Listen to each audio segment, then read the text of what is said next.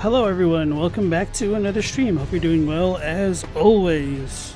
I don't remember what we did yesterday. I think it was mostly just traversing through the Shadowlands up until the point of getting the Ancient Meteoric or Greatsword. So more or less just small stuff up until we got that, and then we finished off at the other, what's it called?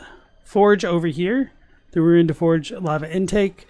And then after that, I said we can come back into Belurat jail and then potentially go into Belurat proper at the start of this stream.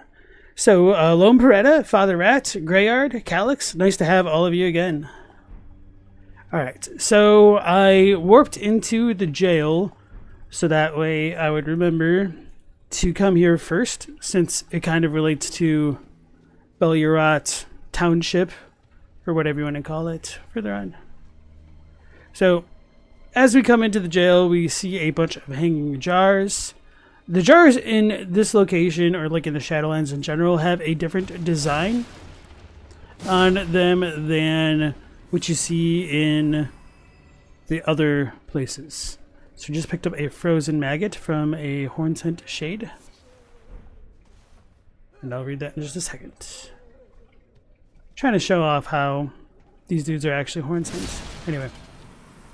I have wondered whether these frozen maggots are related to the so-called caterpillars of the caterpillar mask, but still kind of on the fence about that. No turn back ahead. True story. Alright. Frozen maggot. Frozen maggots that somehow continue to wriggle. Material used for crafting items, mainly found in jails. The maggots develop in great jar innards and are an invaluable source of sustenance to the prisoners. So, caterpillar stuff aside, I'm really curious as to why they develop in great jar innards, if this is something that's within all of the horn scent, or at the very least the sinners. Are the maggots like manifestations of sin or something along those lines? Curses, do these things develop into blood flies, but they're frozen for some reason?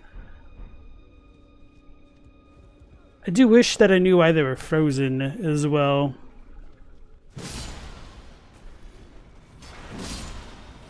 Because if they're related to blood flies, it seems a little bit at odds with how everything else pertaining to the Mother of Truth's power is like flame adjacent, with blood flame and all that. Scary ghost. Silverhorn tender. Hey Elden, how's it going?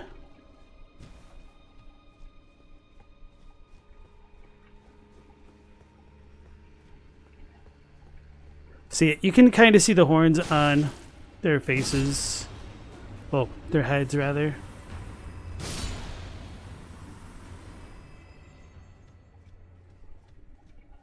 All right.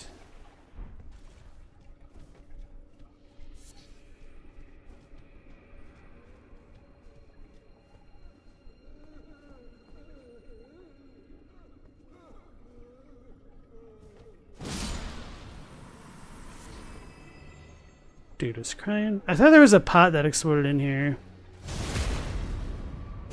Not this room, apparently. Hey, Clownscum, nice to see you again. This doesn't look like Belurat. It's Belurat jail.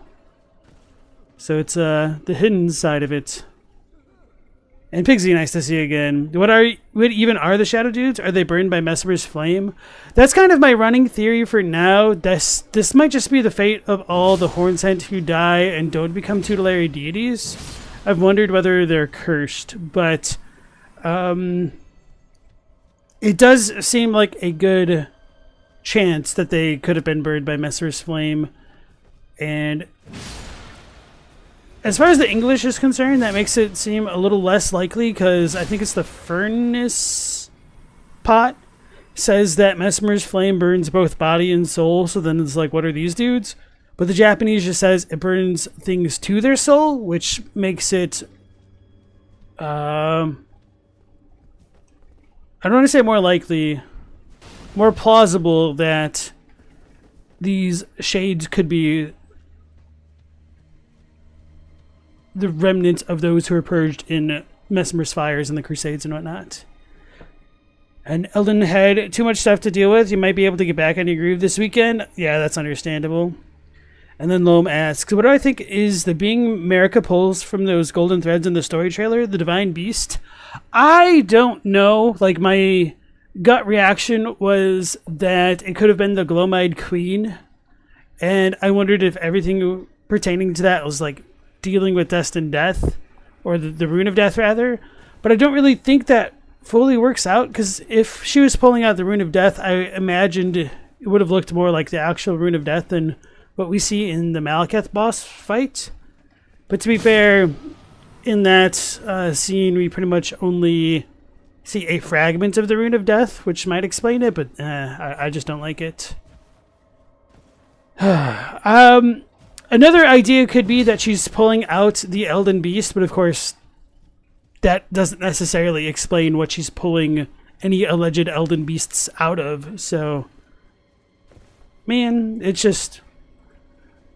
It's pretty rough. I've been really struggling with trying to fit the timeline together. I was like looking at some stuff over, or like before the stream started.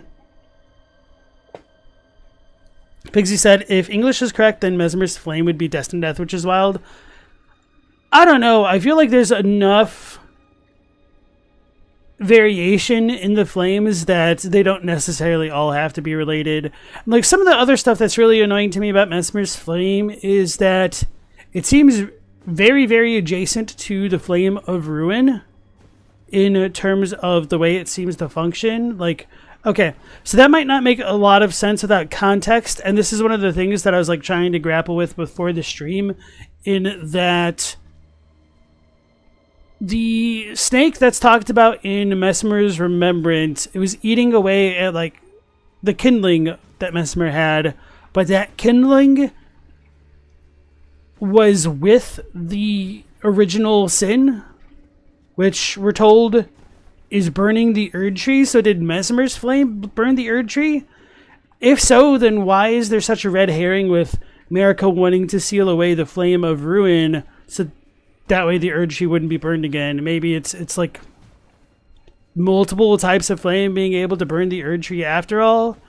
There's also the fact, I don't remember what they call the snake in English. I think it might just be base, but wait, no, it does use different kanji.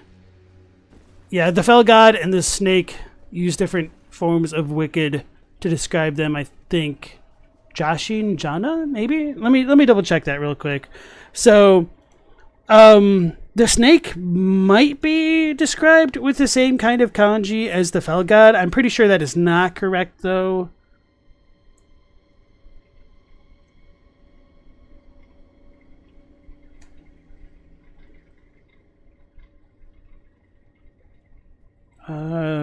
Remembrance of... Is he the Impaler?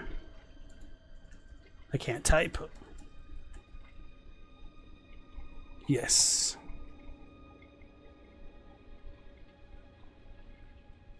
And I do look at his kindling.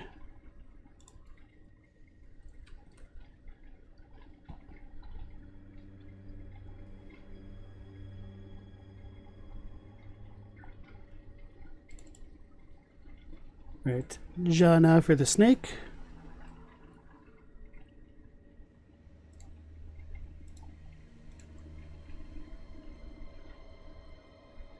Versus...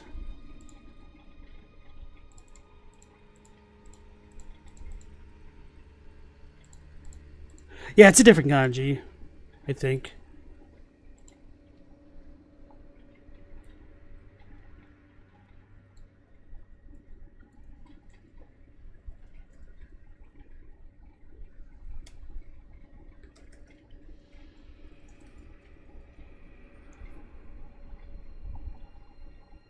Oh, yeah. Okay. So anyway, the whole snake stuff is weird with relation to being like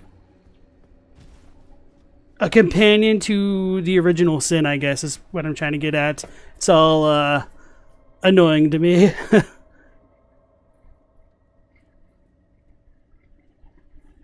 Someone watched the trailer and said, doesn't it look like snakeskin? Even if it does look like snakeskin, I mean, we can compare it to stuff like the lampreys or the god skins, and it could like all work, or not at all.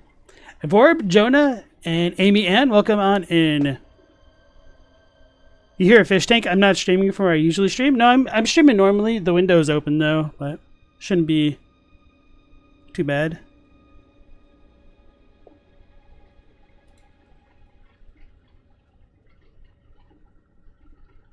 Right. Time to talk to the ghost.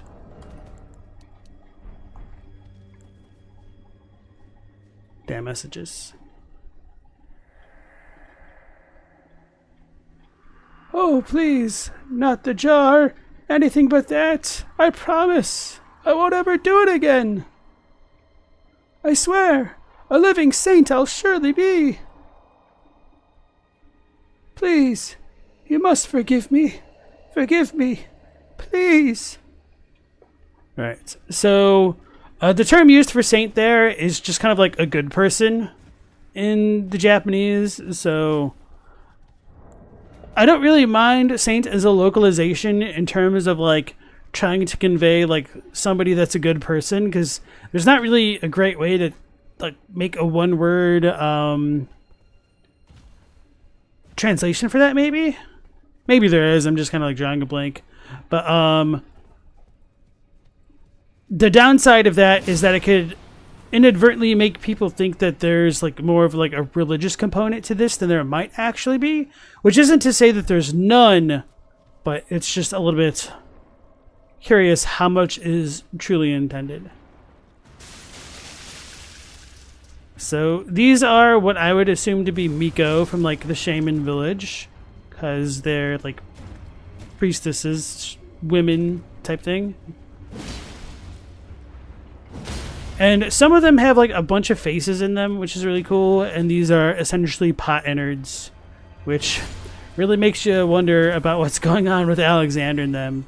And I think I mentioned this on like one of the other streams, but there is that one jar talisman which talks about how the jars are like ended up being better people than like what they're made out of, or like something along those lines.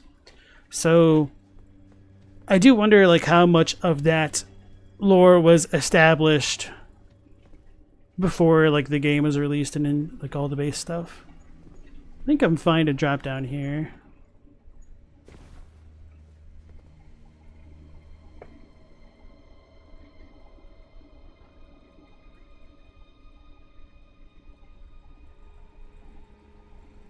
Hey Captini, welcome back in. That voice made it sound like you wanted to be put in the jar. Screw you. I'm not trying to touch no bloodstain. A glass shard, that's random.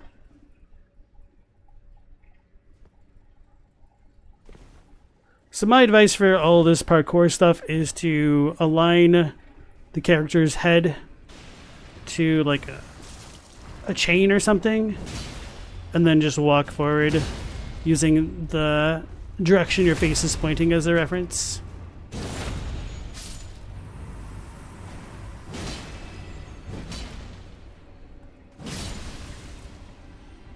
Alright. So that just has one of the Erdtree sigils on it, but oh yeah, I never showed this off. So the jars here have a different kind of symbol on them. You can see them on the elevators in the Halig tree, which is interesting. Don't exactly know what to make of that, to be honest. Like I tend to think it's more of a reused asset, but if somebody comes up with a convincing enough theory to suggest otherwise, I'd be interested in hearing it.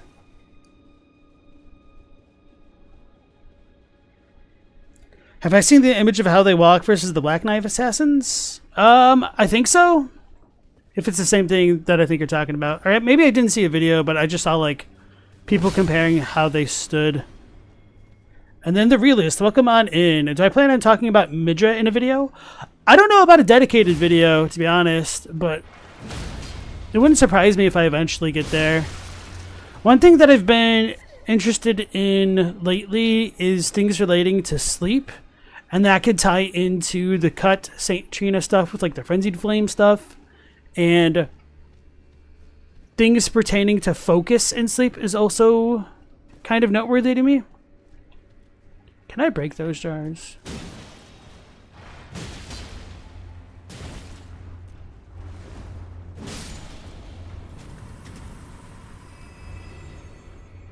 These ones don't seem like they should be breakable, but I'm kind of curious.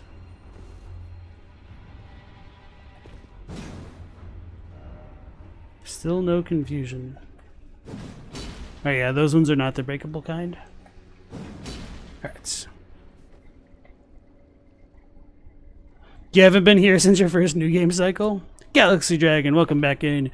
You might be wrong, but you believe Alexander and the lands between jars are made of dead people, where the ones here are made of living people. That might be an interesting enough distinction. There's kind of a weird thing going on with like the beast slimes, which suggests to me that even if something is dead, it might be able to kind of like reanimate on its own. So, alright, let's go ahead and check out some of these. Got another hefty cracked pot, which is always nice. And innard meat. Scraps of flesh for filling great jars. Rancorous spirits cling to the pinkish red twitching meat. Throw at enemies to inflict damage. This is what becomes of the condemned, who get sliced up and stuffed into jars to become saints instead. So, going back to that topic of what the hell is America pulling out from the story trailer, some people have like zoomed in on the innard meats icon, and it almost looks like there's the equivalent of gold of some sort, like in the middle. So some people have wondered whether that idea is relevant to the story trailer or not, but I don't really know how I feel about that. And going back to the idea of the condemned being alive while stuffed into jars, the innard meats saying that the condemned got sliced up and stuffed into them could imply that they may have died as they were sliced up or before they got sliced up and stuffed into the jars.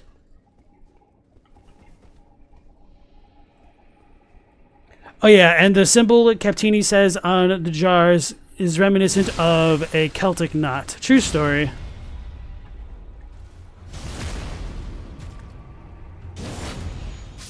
And the Celtic knots are symbols of eternal life.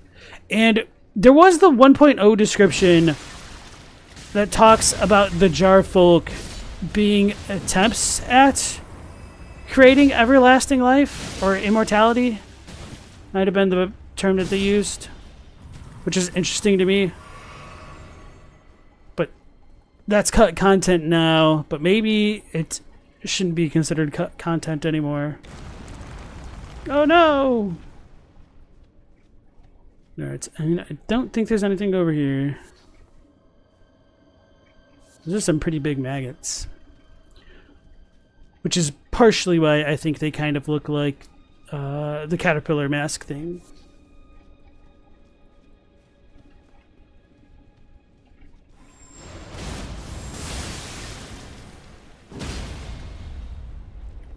Oh wait, that didn't work.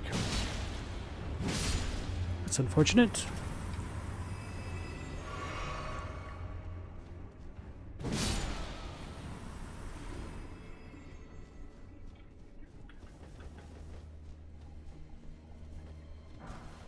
Lost Ashes of War. I feel like they probably had something in this and then switched it out. Why do they attack anyway? Are they programmed to, or are they just that far gone? Are we talking about like the pot people? That's a good question. I tend to not think too much about the enemies that attack us, because I feel like they kind of never make sense when you really think about it. But that doesn't mean the question isn't worth asking. Alright, I thought there was another way to like jump up.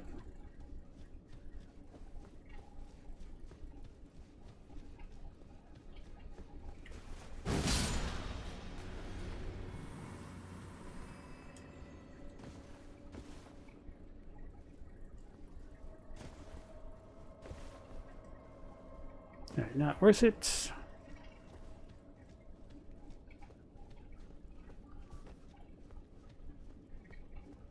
I feel like if I look at chat, I'm really going to get turned around here.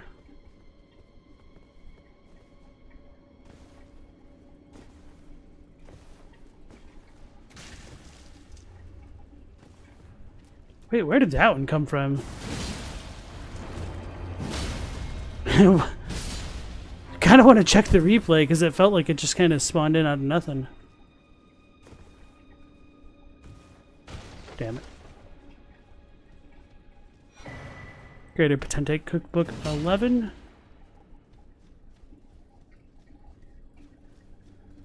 Sewing Scoob. There we go.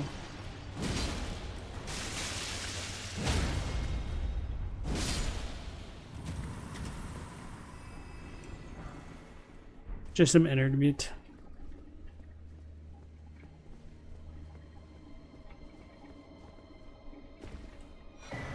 Hey, a hefty cracked pot. I thought there was something like that around here. Okay, I think that's pretty much it then. Yeah, so as you look into the jars, you can see the stuffed remains of the dead. Which, it's one hell of a way to go. Well, I guess that doesn't mean they died there, but still some pretty messed up stuff. Am I going backwards now?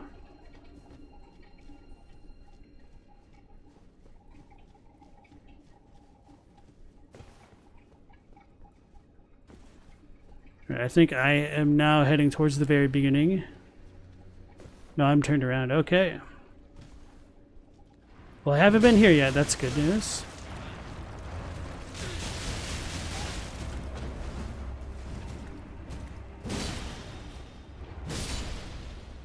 Alright.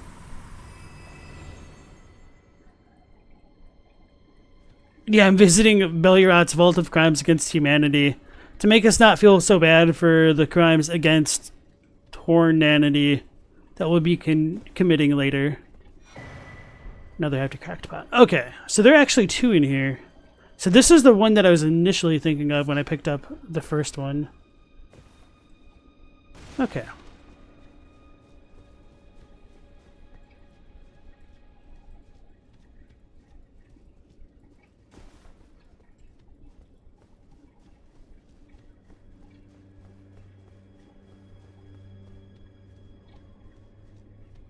Here we go.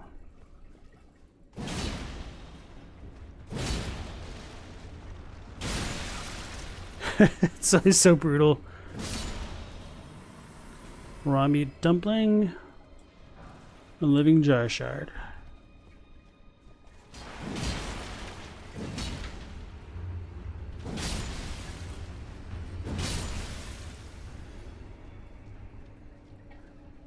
So not on this side. I'm pretty confident we need to go down like that way. Yep, okay.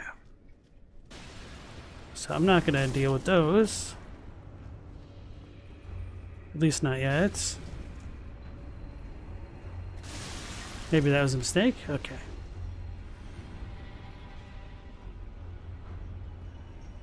The only reason why I remembered this is because I had to come back into this location to get footage of me collecting the Great Jar for, I think, my short that I did on the Great Jar. So you guys lucked out on me like floundering for 15 minutes trying to remember where the hell I was going.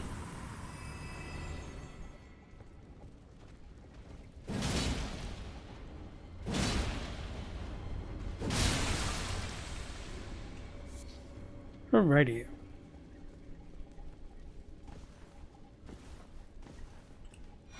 So we get the Great Jar in front of a gigantic Great Jar, which I wonder if this is the same size or if it's smaller than the gigantic jar dude outside the Caelid Coliseum.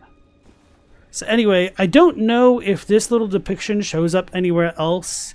It almost seems like there's two... I don't even know what these really look like. Ferrets. So this thing is like sideways rather than being upright, but... I wouldn't be surprised if this is on like the Rao pillars or anywhere, and It's just too low detail in other spots to really make out. So I think we're good to go this way now. Yes. All right. They're way smaller? Okay.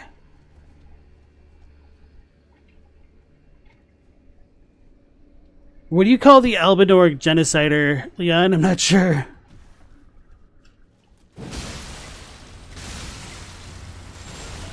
I was grabbing. There's too much blood mist in the air. Oh, I think mashing works.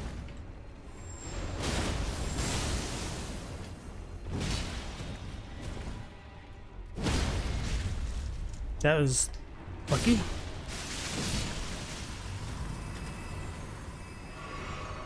Not too nice to see again. What's the actual point of the jars if they're just sitting around? Just a mass grave for prisoners? Like, how does this turn them into good people? I think they kind of ferment over time and they might, like, recombine and get grafted together into the Miko, like the things that I was just killing a moment ago. And that might just be one way for them to circumvent being shades for all eternity, if they are cursed as shades. But that's pretty much all heavy speculation, headcanon territory. Alright, so let's go ahead and put this on for my mimic. Oh yeah, I should visit Blackguard sometime.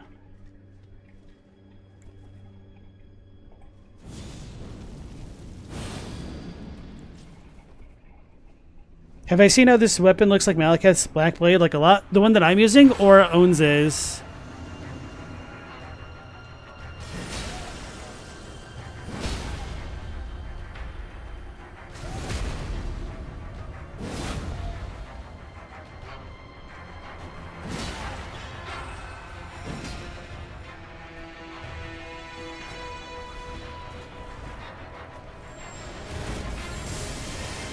Oh, Lordy, coming!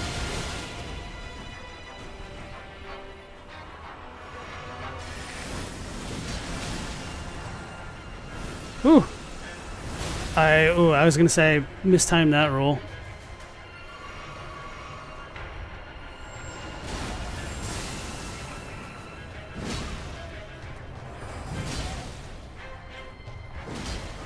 How did I miss?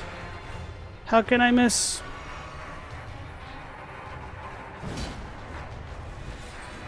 Yoda over here.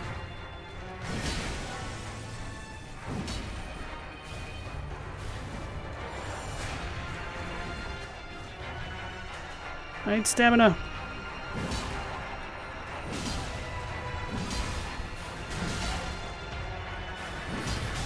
No, he was still invisible. That sucks. Okay. So the first time I ever walked into this place, I like literally blinked and he jumped like way in the sky and I had no idea what the hell happened and I got like a one shot immediately. This guy should have lore. He has a tiny bit, yeah. Dex versus strength. Alrighty.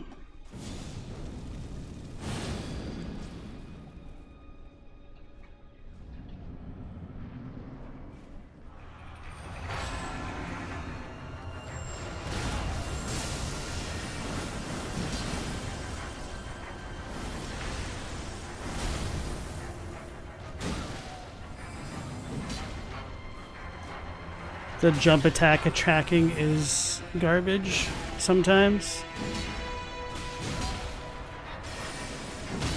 There we go.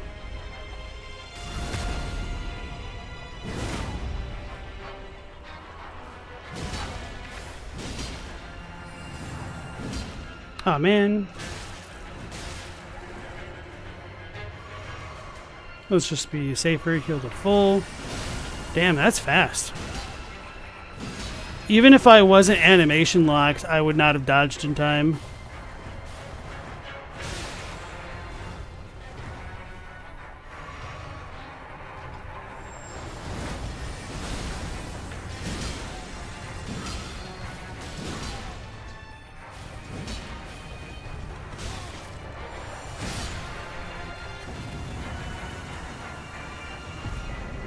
Demi-Human swordsman Yosh. Yosha. Alright. Ashen remains in which spirits yet dwell. Used to summon the spirit of Yosh, the demi-human swordsman. Onze, a master swordsman who devoted himself to the Starline sword, realized that only ruin awaited at the end of the procession of stars and imprisoned himself in order to forestall it. However, Yosh, an apprentice who absorbed his technique, stubbornly refused to heed his master's words and spent his entire life at his side in defiance of his self-imposed seclusion. So I feel like we encounter Yosh later. Maybe not, but either way, we can get the star-lined sword, I think, by the Cerulean coast. Something like that. So, this topic, funnily enough, came up right before stream on the Discord, where people were trying to argue what they thought it meant with Onze following the stars and fearing the ruin at the end of the procession of stars. And some people were saying maybe he was trying to forestall his fate, which makes a lot of sense. I don't know how I feel about this item or that idea in general. So let me read chat and then I might go back to it.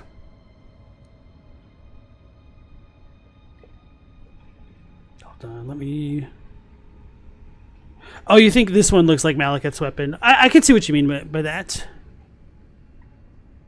Call the holy... Oh, okay, yeah, the holy relic greatsword to be the Almanoric genocider. I see what you're saying now, Leon. Corn, nice to see you again. Enter White, welcome back in. Ash King. Is it safe to assume the Lamenter is also a result of the drawing process? I don't think the Lamenter itself is, but that's an interesting question.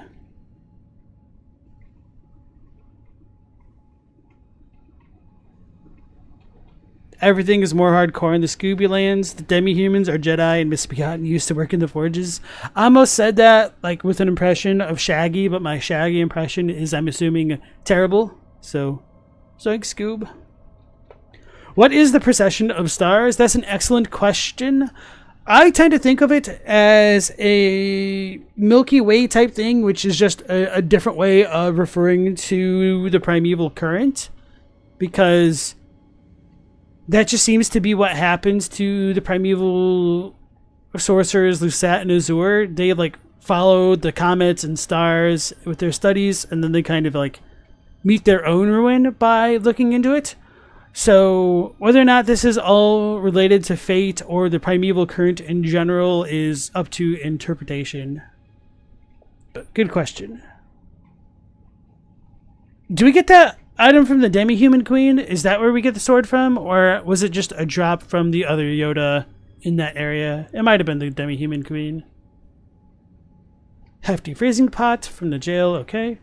Great jar. A great jar which fits comfortably over the head when upturned. Attire of the shamans who perform their worship at jails. Increases the power of thrown pots of all sizes. They offer their prayers to the innards of the great jars, such that they might be reborn one day into sainthood. This is the cycle of death and rebirth taken into the hands of mortal men. So I guess this is a confirmation that there is some component of death into being stuffed into the jars here. And I want to muse on that point about death being taken into the hands of mortal men again,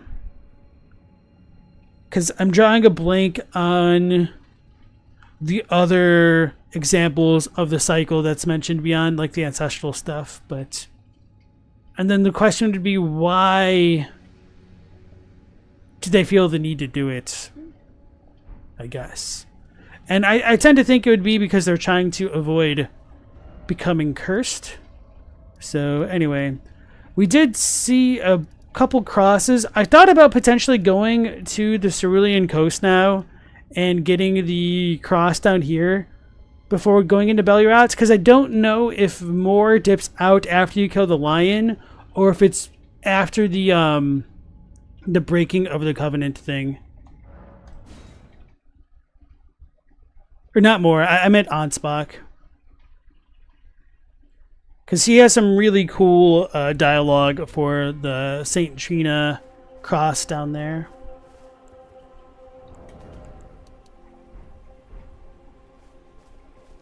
Why do the demi-humans seem so interested in magic? In the base game, you find them around mages as well? That's a good question. Maybe because they're smart for demi-humans.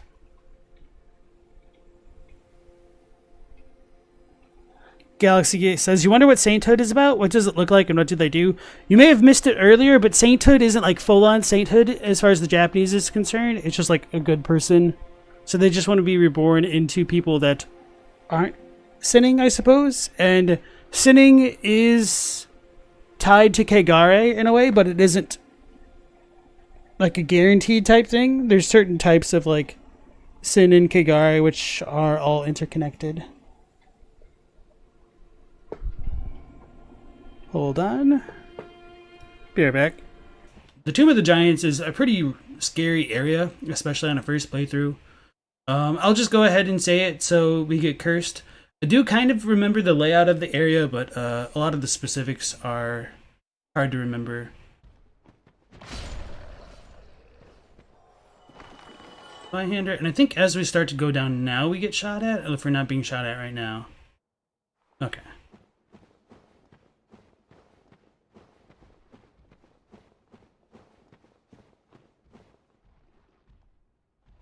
I thought there was a way to fall there. Shows how well I actually remember that layout. Actually, let's try to be smart for once. Wait, I don't think I have any of the prism stones. That's all of my stones are in Dark Souls 3. I think it's a little bit further to the left.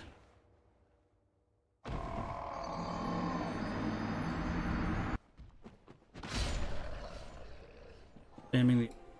Okay, sorry about that. Whoops. What was I saying? Whoops. We're talking about rebirth and everything, but... Oh yeah, the same thing. So, they're just kind of reborn into good people. Hopefully that they won't sin and become like more cursed, but... Don't really know too much beyond that. With the amber egg count in this cycle, sweetings live short lives, then are reborn. I feel like that is a form of rebirth taken into human hands. Yes.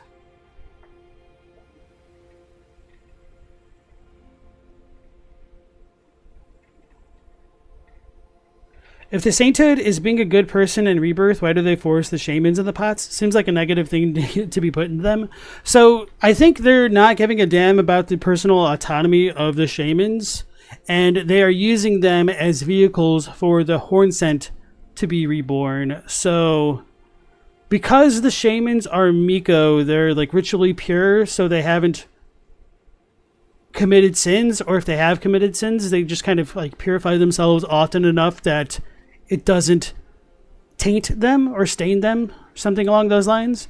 And so the horn scent might be innately tainted from having like impure blood or whatnot. And so they might be using the Miko to circumvent the fate of becoming cursed from their sins and whatnot. So I don't think the Miko were willing participants because they're said to have been like abducted by one of the ghosts or something like that. Yeah, they're like a cursed sponge essentially. Righteous tarnished. What brings you here?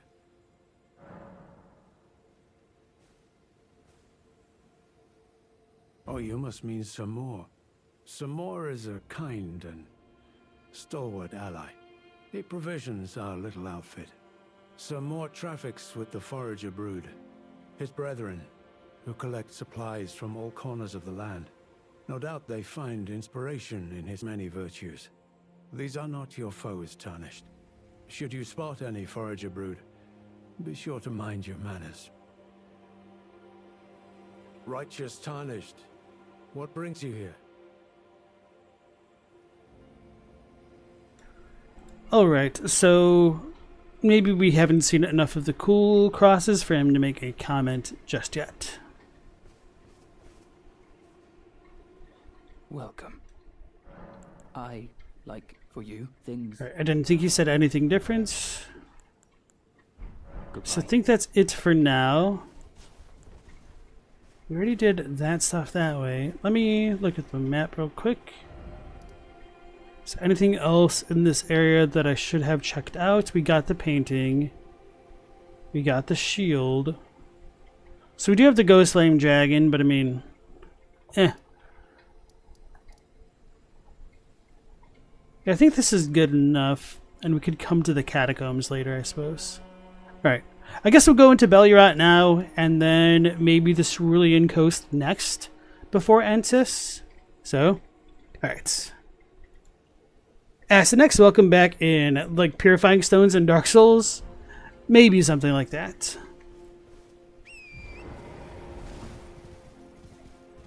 Enterwise says, the only rebirth that actually works is what we do, and it needs the Amber Egg, the Rune of Rebirth, and a larval tier. Maybe. There might be some other forms of rebirth depending on how you feel about things like the Scarlet Rot. Let me turn that on real quick.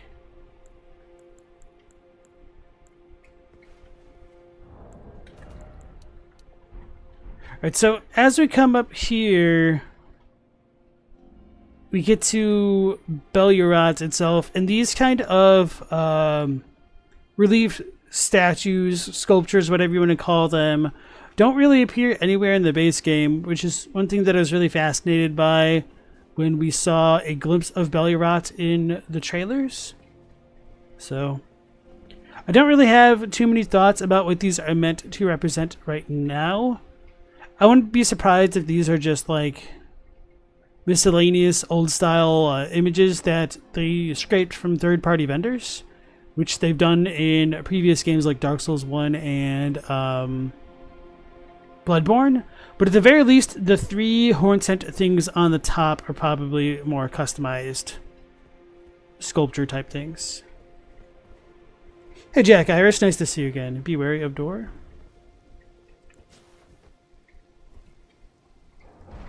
Oh, so you're saying as far as like curse sponges, in that in Dark Souls, curses couldn't be like destroyed, but they can be transferred, and sins can't be destroyed. At least as far as Elden Ring is concerned, they do have a lot more purifying rituals with like Celestial Dew, the Mother of Truth's blood flame purging things, and things of that nature. So Elden Ring does seem a bit more distinct than Dark Souls, at least as far as their curses are concerned. So as we come into Belurat, we get some of the cooler statue type things going on. We get a repeat of the horn-sent guy on the doors, and then we get a very fascinating spiral tree image that is in a lot of horn-sent places. Oh yeah, and the spiral pillars, which might have some relation to similar ones in Volcano Manor, but this is where we get our first glimpse into what the horn-sent tutelary deities look like while they still have their heads on them. And surprise, it looks like a horn-sent. Actually, it can be kind of surprising if you think that removing a curse or whatnot would imply that the horns disappear.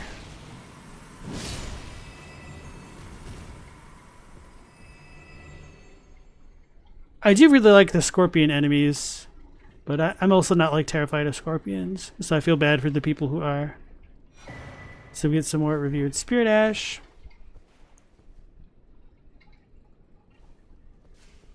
Oh, you can't really get a good look at their faces without the free cam.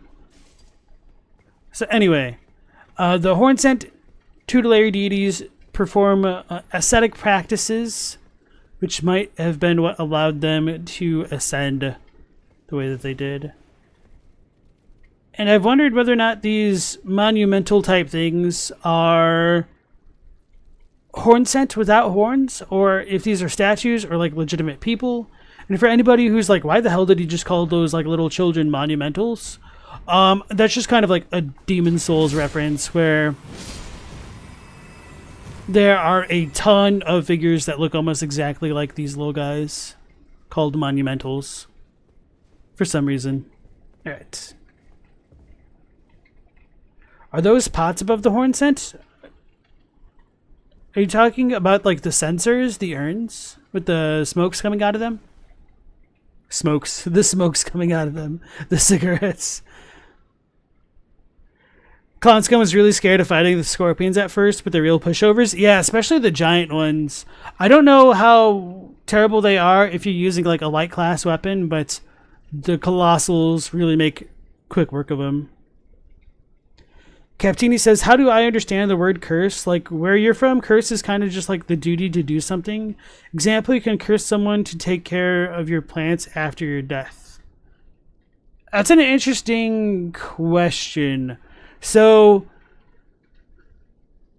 I'm from North America, the US more specifically, and so the term curse has a lot of loaded connotations in that it can be affiliated with things like black magic, or negative emotions and spite. They could also be done to perform like maledictions onto people. So if you curse somebody, this doesn't necessarily mean that you die or anything like that, but you can just cause them to have like bad luck or cause accidents to befall them or like intended things. So it's way too broad of a term, at least as far as English is concerned, but it can be related to death. It could also not be. So, sorry, that's probably not the best of answers to give to it, but I'm just kind of struggling right now.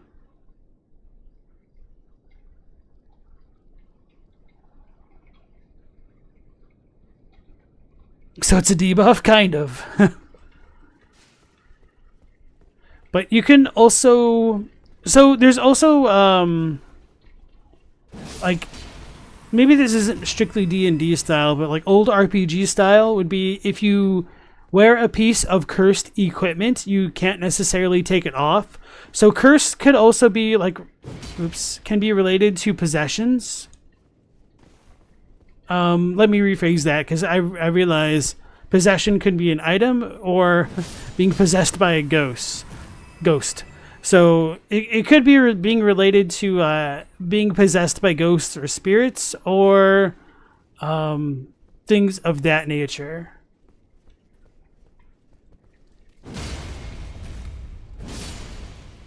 Kind of makes me feel bad for the giant scorpions when we can just do them dirty like that. So another cool thing as we get into Belurat is we've got these statues of horned lions, which are unlike any creature that we've really seen so far in the base game. And I've wondered whether or not Sirach is supposed to have had a connection to the Hornsent culture, but we don't ever really see any depictions of Sirach with horns, so who knows? I thought a scorpion just fell. Maybe not. You're right.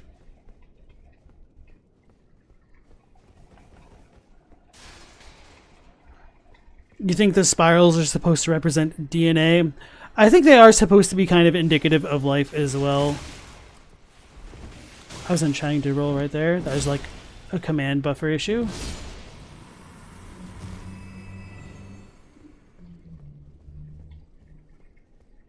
So yeah. It'll pretty much be a lot of the same Hornsent type imagery as we progress that I've already pointed out. I don't know what's up with like the tapestry type rug looking like things though.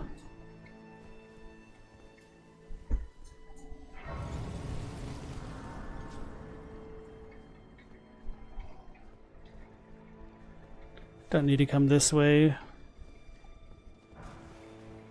Neutralizing bullases. So even though I do think there is the potential of the Hornsent's horns being related to curses, not all of the Hornsent that we see here are necessarily Hornsent, which makes me reconsider some things on that front. So these dudes, for instance, they don't have horns on their heads. Another thing that's noteworthy about them is that they wield a shadowy version of the Misbegotten Cleaver, which might imply that these guys went on to become misbegotten, or maybe not like Not like literally, like this dude doesn't become a misbegotten, but maybe they're of the same stock is what I'm trying to say right there. So anyway, the fact that this dude is in Belurat and doesn't have horns does suggest to me that the horn-sent people probably aren't fundamentally that different from like regular people in the lands between.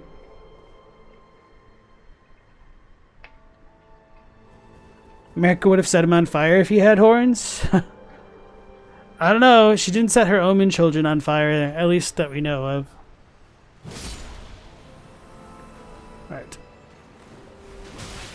I rolled too soon.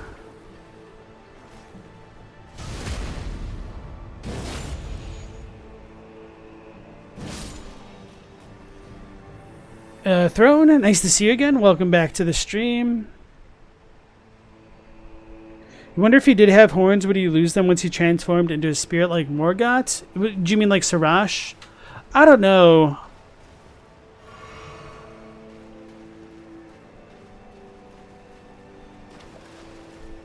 But that's an interesting idea. And it is kind of unclear why exactly Morgott's horns go away after he dies. Because like these dudes still have the horns after they've died. So is it because Morgott had grace? So, coming up to this putrid-looking waterfall, it looks like we have lanterns or candles in here, which might be meant to represent the people who've died, and this might have been done to guide their spirits to like an afterworld type situation. It could be related to like the Bone Festival in Japan, Obon, and I think China does stuff like this as well with their lanterns, but I don't remember. Leon says, if you remember correctly, the Japanese idea of possession by spirits and demons is broader than the West, closer to haunting a person, family, or even a building. I don't know if that's fair. If anything, I would just say that it might be a little bit more defined than how we have things set up in the West. Because we just kind of treat the idea of haunting and possession as like more of a superstitious thing. I know that's like not the best way to describe it right now.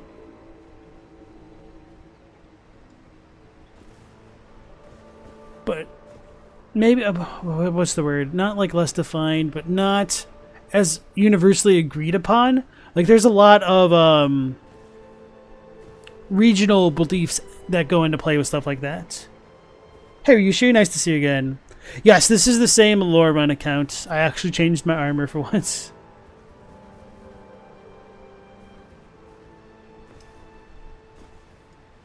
Check closely to make sure some of these hornless guys aren't just wearing small headwear. If you have a cloth tied to their heads, yes. So especially the ones next to the ailing fly folk in like the villages and whatnot tend to have like bandages on their heads rather than actual horns. Somber smithing stone. And so another thing to consider with all of the horn tent stuff is we also have a lot of humanoid imagery within their statues and whatnot, which does make me wonder if like the horns were a later addition to the horn tent or not. I think we can't go down here until we get a key. Yum.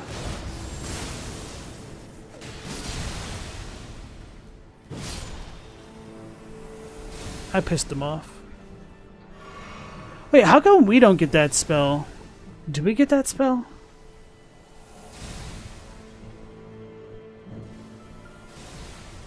The story of our lives, right?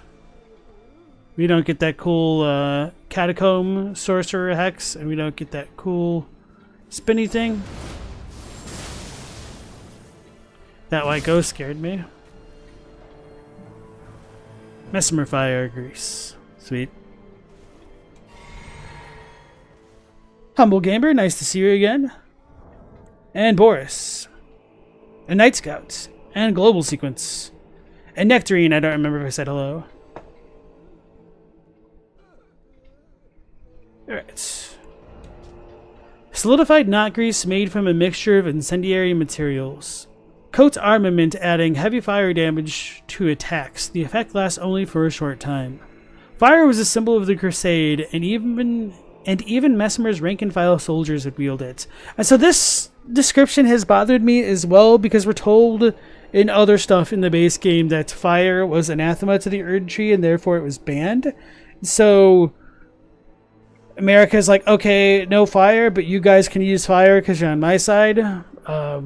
It's just these kind of inconsistencies annoy me. I don't necessarily think this is like an inconsistency of the lore, so to speak, as much as it is like an inconsistencies of the characters. So I don't even think this is like bad writing, because I think characters are like this. They're flawed, but it's just still kind of annoying though. Scorpion liver. Fresh organ of a spider scorpion. It is referred to as liver, but no one is quite sure of its purpose. Found by hunting spider scorpions, a delicacy known for its numbing toxins. So in some of the cut content for Bloodborne and in ancient Chinese alchemical medicine type stuff, the liver was thought to be like, it was thought to house the soul, which might be relevant, but I don't really know how relevant it would be for this item here specifically. Yeah, and we also don't get the Crucible Tongue incantation. I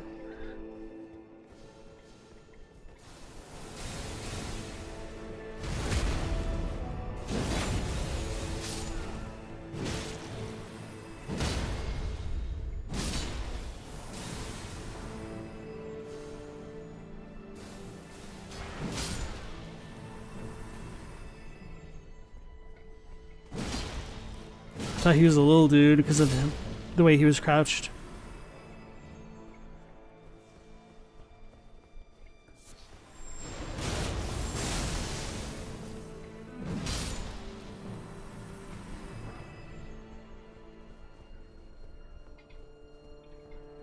Oh yeah, I should have leveled up after defeating Onze.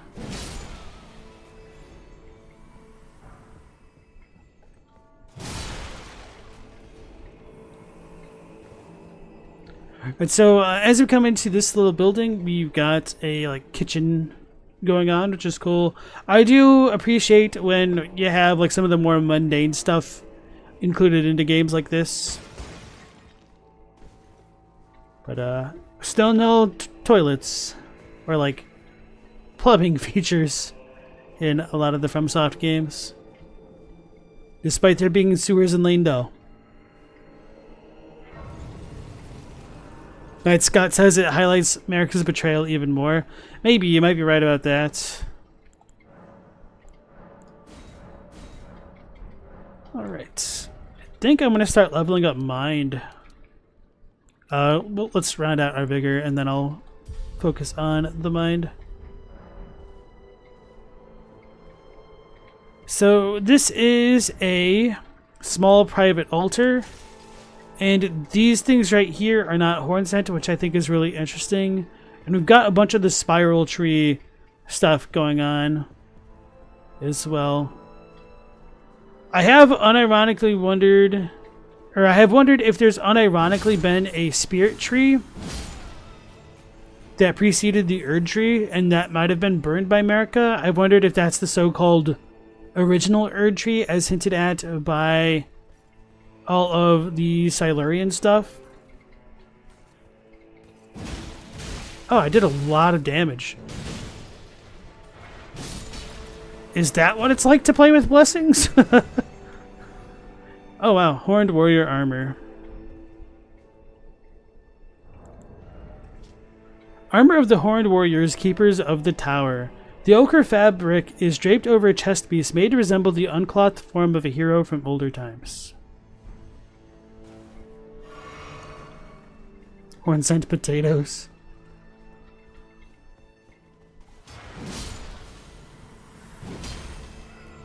The liver is where the blood is stored. That makes sense that it would be like related to souls in Bloodborne and whatnot. And then those guys get to cast Spira. Oh wait. I thought it was the roof one working on me.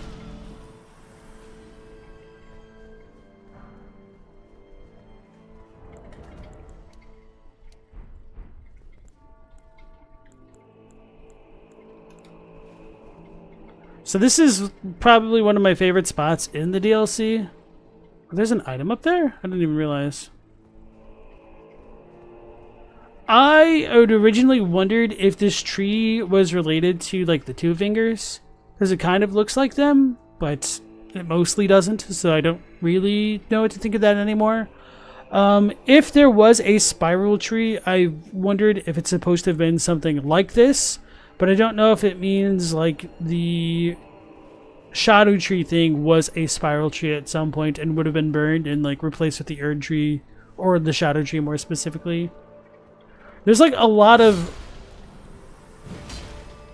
weird stuff to consider with the shadow tree and the Erdtree. Stripped of the grace of gold shall all meet death in the embrace of Mesmer's flame.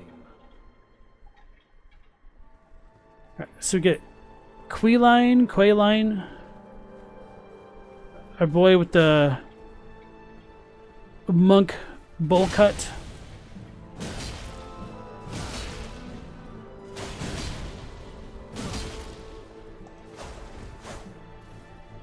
I can do that too. So this is kind of like a cheat code for NPCs.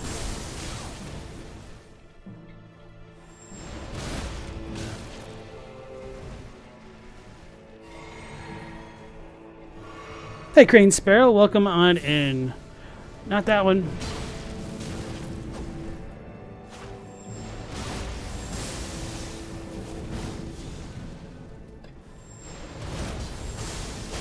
Oh, that didn't hit him. Uh-oh. Mark my words, graceless heathen. Thou shalt not evade the flame of Mesmer. Crusade insignia.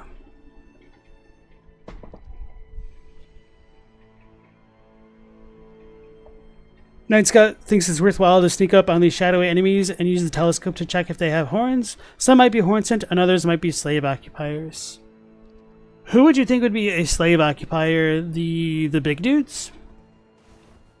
Because all of these little guys, they have horns. I'll show off in a second here.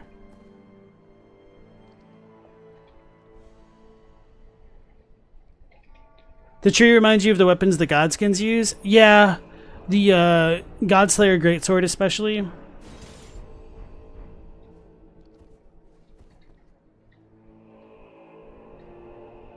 Which is why it would be nice if the figure shown on the story trailer was the Glomide Queen. And it's really unfortunate that we don't ever really get true confirmation one way or another. Alright. A Dugum. And the Crusade insignia. A talisman depicting a raised spear on a backdrop of flames in remembrance of the lives lost in the sacred crusade led by Mesmer. Raises attack power after defeating an enemy. The warriors who fought in the crusade set aside both honor and mercy to wantonly impale and scorch those deemed impure. Those who felt invigorated by each cry of death were the same men who were certain of the sanctity of the campaign. So this is one of those items where I don't fully buy into it on its own, and I think it's really good that we have a couple other items to corroborate the supposed impurity of the horn scent, because those deemed impure, like who's deeming them impure? The people that are certain of the sanctity of their campaign. And so to me, like, those folks aren't exactly the most reliable sources of information. Although now that I look at this, I didn't realize that the braided cord thing was behind his spear on the Crusade insignia. And it looks like a snake is coming out on the top right. There's a ring up there. I wonder why.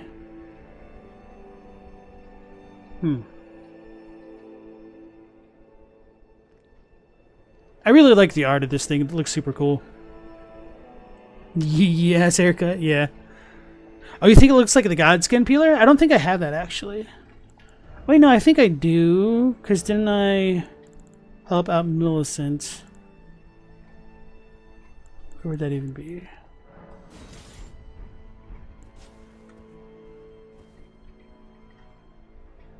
Does have a bit of a spiral going on. But to be fair, so does the Bloody Helix for like the Moog faction. The ring is common on talismans. It's for threading a cord through to carry it. Is that what that one is for? If so, that would definitely make sense. Okay, yeah, I can see what you mean. The only thing is it doesn't look like it's fully attached to the snake thing. I guess it doesn't need to be if the snake thing is hooked into the spear portion. That'd be kind of annoying to like wear though, the way it would swing around. Anyway, that's not important. Appreciate the feedback on that though. And so I was actually kind of floored once I noticed that these horn scent were stacking stones on graves. Because it showed that they had like burial practices, and it's just a lot of nice attention to detail for things that we don't really get to see too much of. Alright, I guess I have to look at it this way. Yeah. So these dudes obviously have the horns growing out of their heads by like their forehead region. So these guys are definitely horn scent.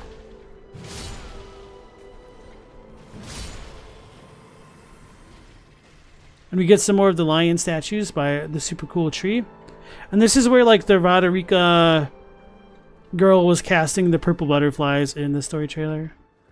And so one of the things that stood out to me, I guess this is more obvious in the near limb, is that they have like golden leaves, which reminded me of what you see in the Elden Throne area in Lane Dell. And so as far as the horns on the graves themselves are concerned, I've wondered if these horns were taken from those who died and they're like hung up like this, but I don't really know. So let's go ahead and pick this up. Ash of War, Shriek of Sorrow.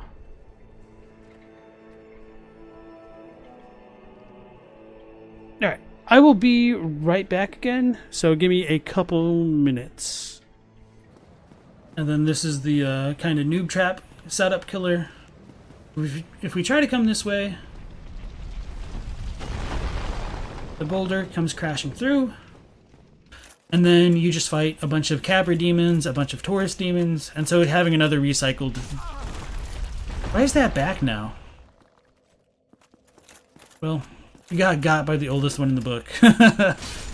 Venom says, when you started this playthrough, you mentioned how obvious the ball rolling trap was, and I thought he's going to fall for it on a second trip through the asylum. I figured he probably didn't have a lot of hits with this Vihander. Wait, what? That's actually really, really funny.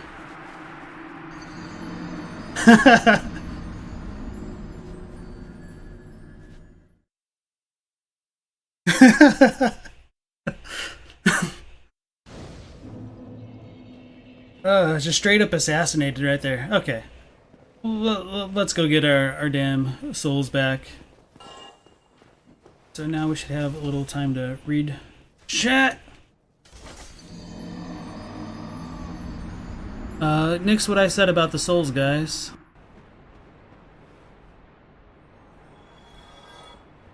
So if I remember correctly, you actually just need to walk off here. You don't run. Because that screwed me up for a while. Well, sometimes I just get stubborn.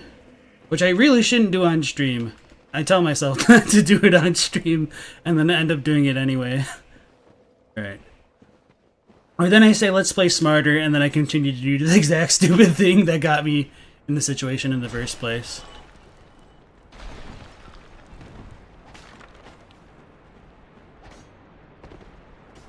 There's our stairs over there. Damn it!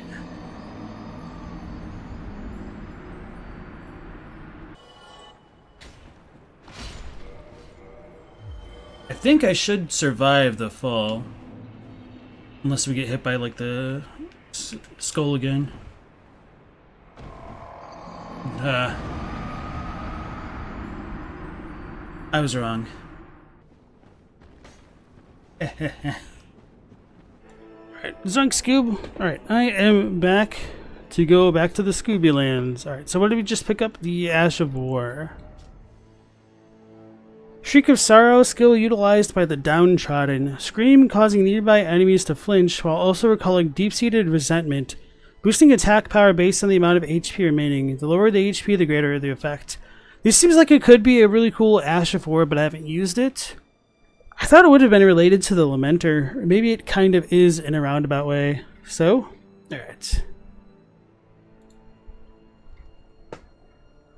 The hornless guys with the cleavers might be the strong-armed occupiers working for people like Queeline. Okay.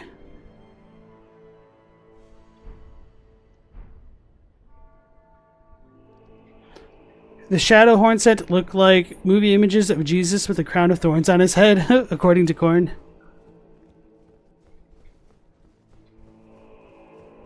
Could explain hornless shadows if they gifted their horns for graves of the dead. I feel like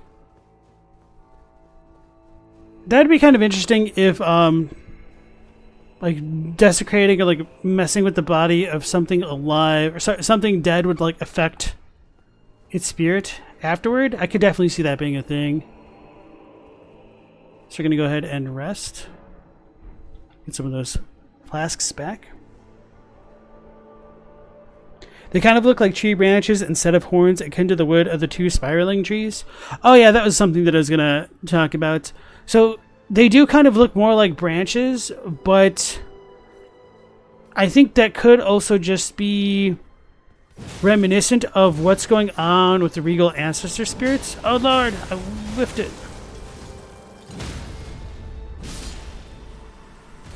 So yeah, that was a divine horn scent invocation that was able to cast with its horned weapons and whatnot, which is pretty cool. And I mentioned this on last night's stream, I think, but somebody had brought up the point that in the Final Fantasy games, for whatever reason, the summoners are often depicted as having a horn. And they wondered if there's like some cultural significance that we were missing. I didn't look into it like super deeply, but I didn't find like a really quick answer, which makes me think it's not like a cultural thing as much as it is like a Squaresoft thing for... I thought there was another one. Oh yeah.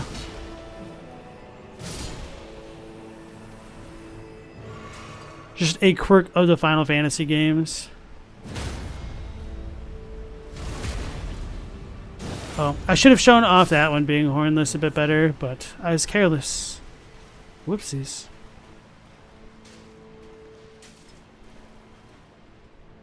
No horns.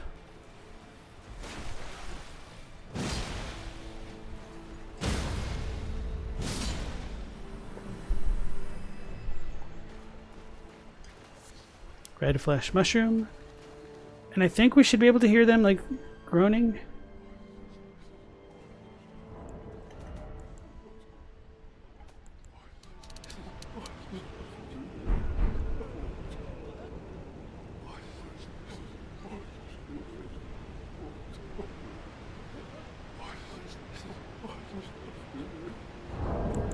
So they're not like groaning, at least these ones aren't. They just seem to be like... I can't think of the right word. Whining? That's not it. Anyway. Humble Gamer was talking about in FF9, they have summoners who have horns like Ico to summon their Eidolons.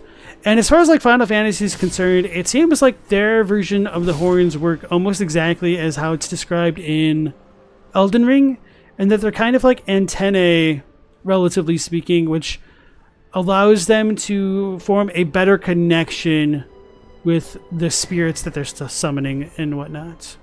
So we get the storeroom key. And if we look over there, we can see an item, and it's a bit of a hint that there's more to explore.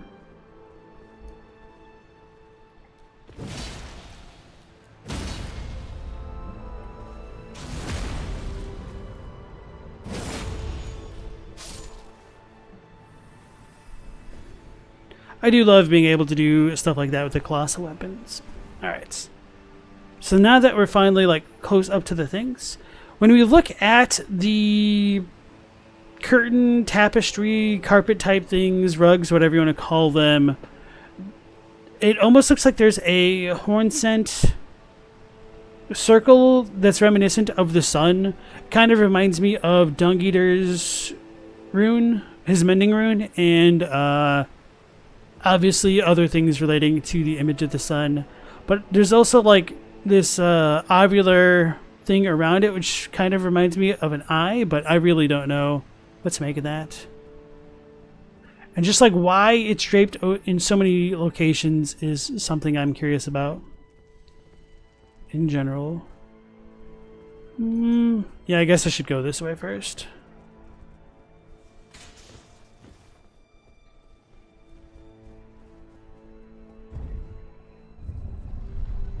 Check the storm key body. Is that a dead jailer, or did a Hornsent try to free the Grandam and get killed? I'll double check it. Yeah.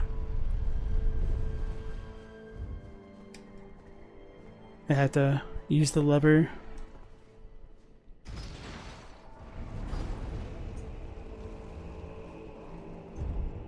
And as we look at the elevator thing, we've got a very sun-like disc thing going on, which does lead me to be more amenable to the idea that the tapestries are depicting something sun adjacent, but even with that being said, there's still plenty of room for interpretation.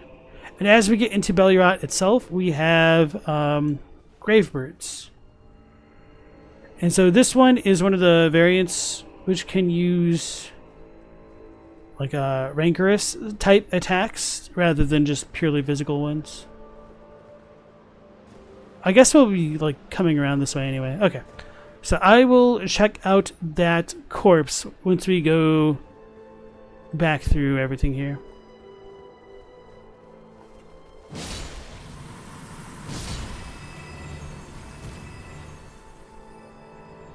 I'll admit I totally did miss this location my first time through. So we got a big scary spider scorpion.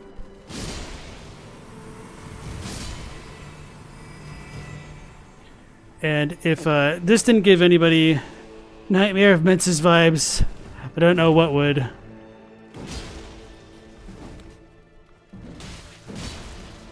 Which also made me use the old classic Nightmare of Menses strats. Well, that's not how you do it.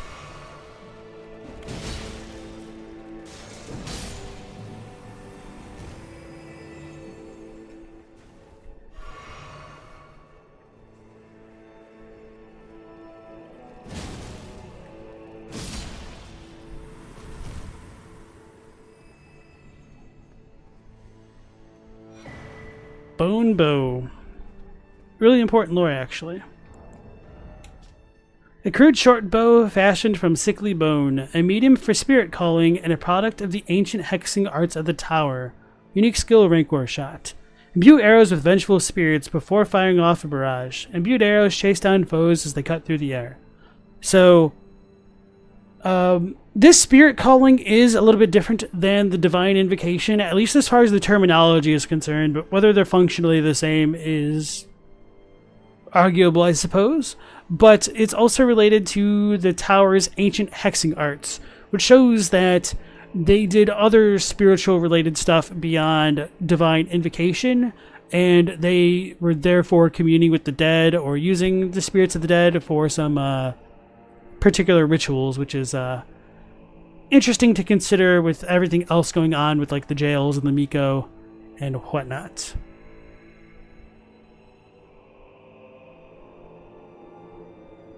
Yeah, it's been a really long time since I played Final Fantasy IX. I kind of want to replay it, especially with like the whole horn thing being a more focal point in that game rather than just being a thing in the other Final Fantasies. It might be kind of interesting to re-examine that through the Elden Ring lens.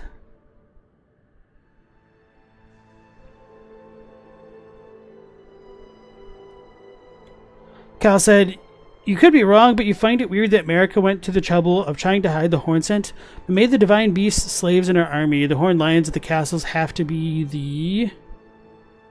Message was cut off. Okay. Oh, the divine beasts. No?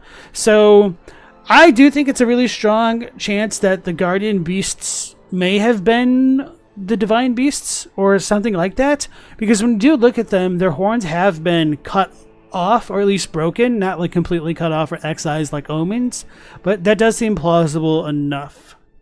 So I think that's a fair headcanon.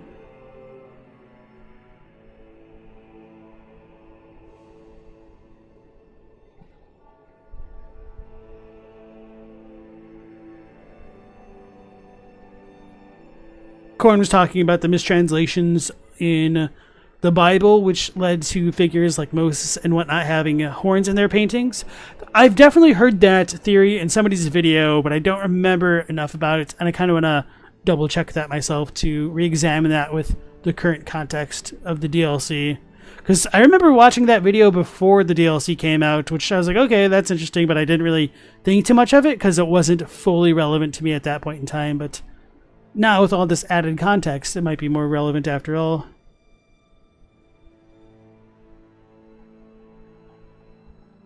Hey Stella, nice to see you again. And Tony, welcome back in.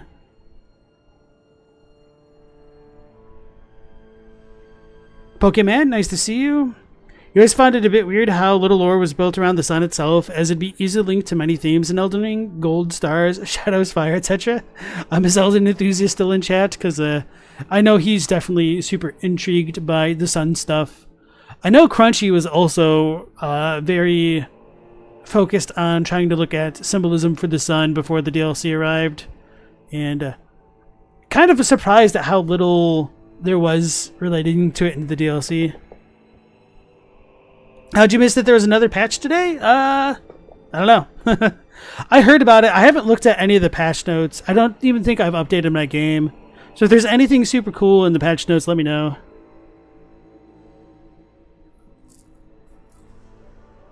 Night Scott said, the sun in Elden Ring rises far to the northeast and sets far to the southwest. It's also minuscule in comparison to the moons, which is not analogous to Earth, which I'm perfectly fine with because it's actually mind-bogglingly uncommon for a planet's moon to be like the same size as its orbiting star from the surface of the planet. And not only that, the fact that Earth's moon is got like a locked rotation, so it's always facing the Earth with the same side of the moon.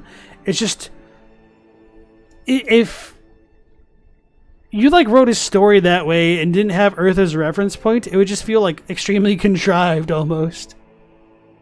So it's no wonder to me like astronomy was so hard to figure out, like the Galilean model of the universe and whatnot, because of all these kind of crazy coincidences. Miyazaki's laughing as he removes vital lore information from the game. Alright. Storeroom key. A key with a spiral engraving opens the door to the storeroom on the second floor of Belurat, the tower settlement.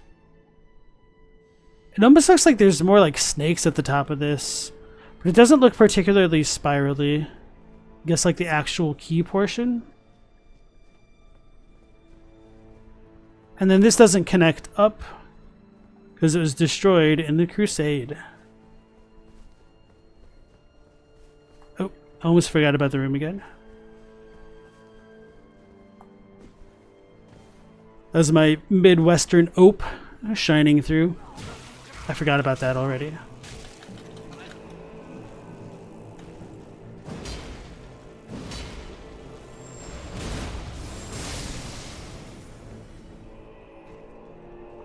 So I don't know what the deal is with the giant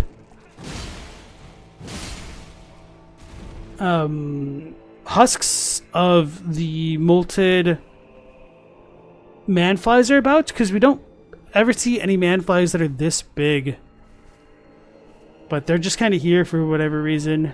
So it seems like they grow really big and then maybe the smaller dudes come out of them, which is kind of actually, I don't know how common or uncommon that would be like in the bug world. But anyway, it's interesting to me that they're all like clutching their faces and whatnot.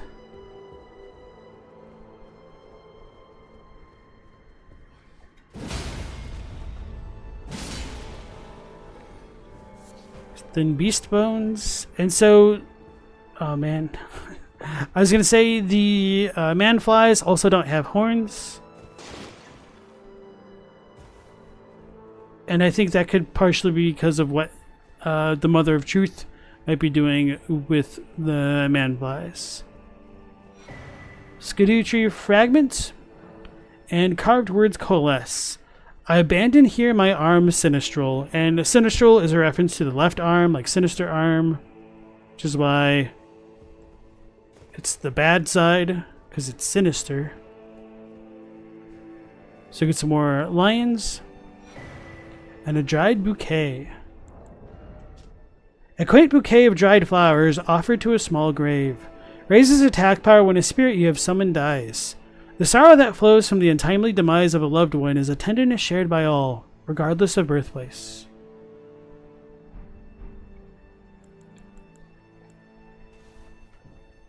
So, as we come into here, whatever this grave is, we've got like the horned lion statues. And these ones look a lot more distinct.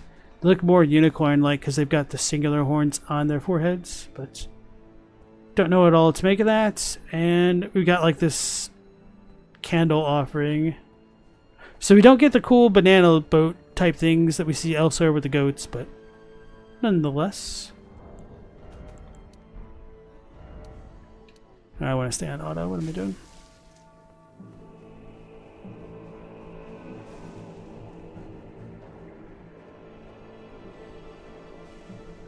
The sun in Fair Missoula and in Near Lim is always to the east or west, close to the cardinal direction, respectively.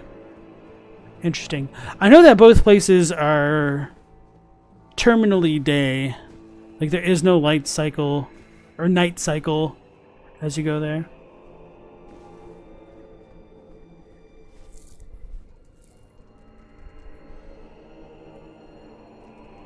You think they became the scorpions? I don't know, because I mean scorpions are different than fly guys.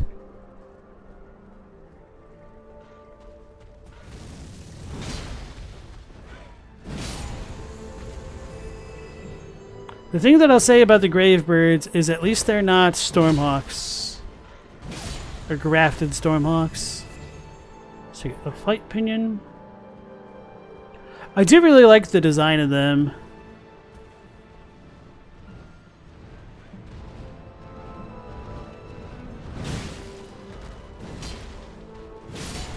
Honestly, they kind of remind me of the Raven Lord from World of Warcraft.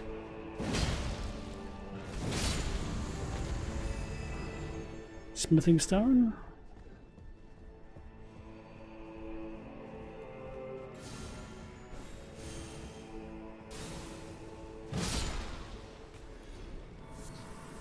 Black Firefly.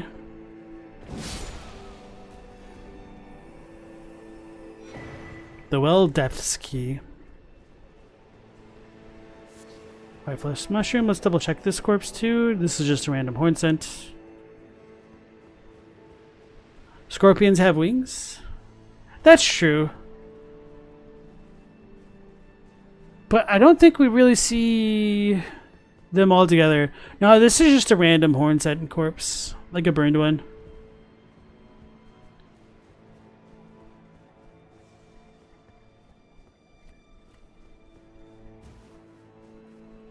Looks like a cicada, but cicadas are the same size when they shed the exoskeleton. Yeah, that's the thing that confuses me the most, like the difference in the sizes. So I'm probably going to get got for trying to spam this dude. Golden Horn Tender plus a Revered Spirit Ash.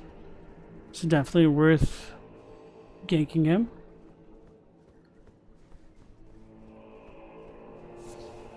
Black Firefly. It's not worth jumping down there. I might die. I don't even know if that's lethal or not. It is kind of funny to me when you have like a source of light on, like the lantern, and the dudes are still oblivious to it.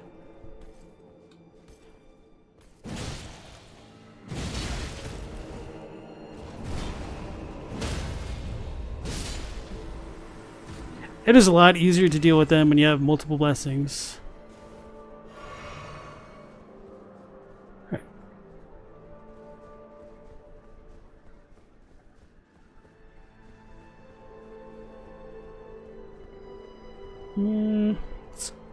Which way do I go?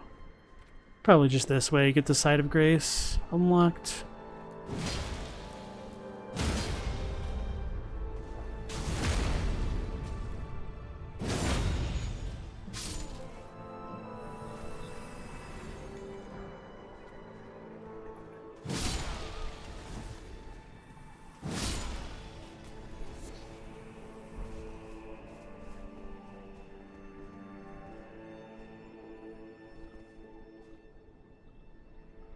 Oh, so there's like a bird in a branch. It almost looks like a snake in another one.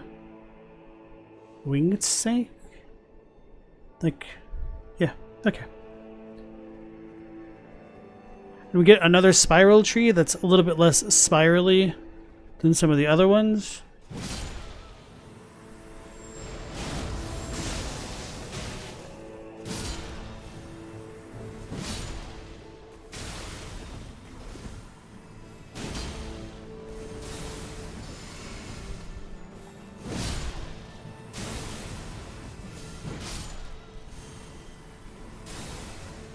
So apparently they also have a buffing spell for themselves. Didn't realize that.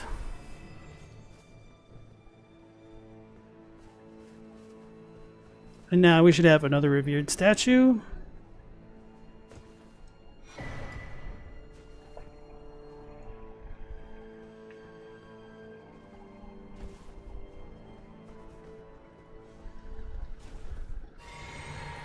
I think we've got a curse blade at the top of the stairs here. It's not super fun to fight. Might just run by him, get the Side of Grace, and then try to deal with him. Did he just fly off? Yes, he did. Okay. All according to Keikaku.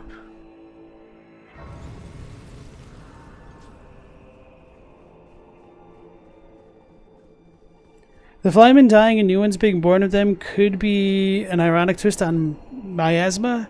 The thing is, people believed that dead things spawn flies, rodents, and other critters like that. Maybe. I wonder how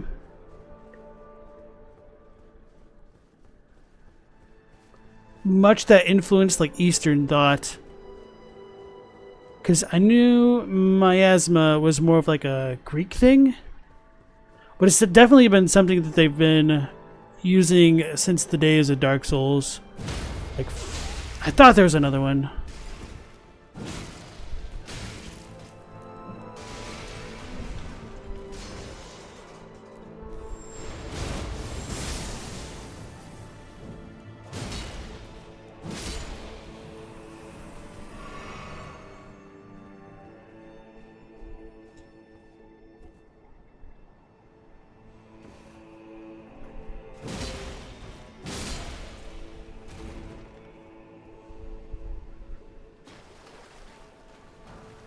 Broken rune. And then we should have a bunch like fall from the sky.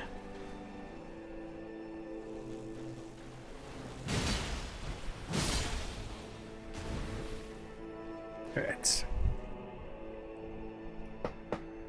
You think those are lilies on the horizontal wall pattern? They have two roots that rise around them in a rounded W shape. I'll need to look into that. There's small pots and urns under the tree. Are those small pots like any of the bell-bearing ones? Because I don't think I got all of them on my playthrough. Might have been like missing one or two.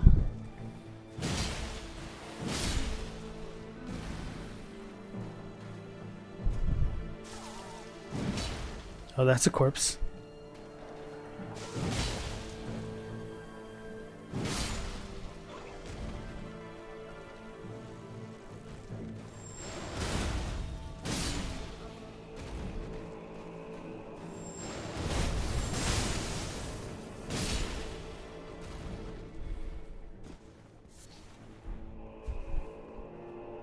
I really like this Ash of War, in case you guys didn't notice.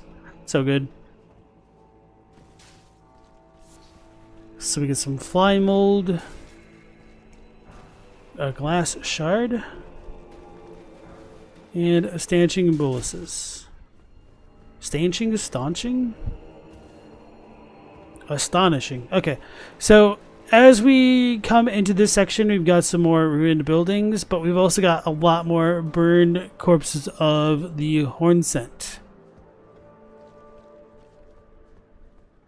Which I wonder if the fly sickness is the result of being around too much death? Or too much untimely death? Because quite often these guys are around like corpses like this. Anyway, I'm going to go check out the spiral tree thing again, and then I'm going to warp back to the formerly known as the Empyrean Grandam, and then check out the well. Metal pots? Okay. Hey, Polyester Pimp, all you gotta say about the DLC is that you wish you never went into New Game Plus. Yeah, I could believe that. I was definitely glad I didn't go into New Game Plus when I was doing my No Blessing run. I know some people are trying to do like +7 New Game Plus No Blessing runs. I'm like, that's just not fun to me. Oh, these things?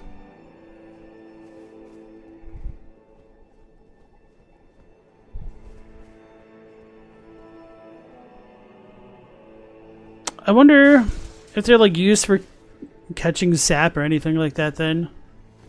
Although it's interesting that none of these trees have like the corpses in them. I guess. Is there any point of going this way? Alright, let's go ahead and warp back. So the stage front is the one that we visited. Small private altar. So Freya will help us against the divine dancing lion. I don't know if she has any dialogue because I didn't summon her in my game. Where am I going? Oh yeah, Grandam.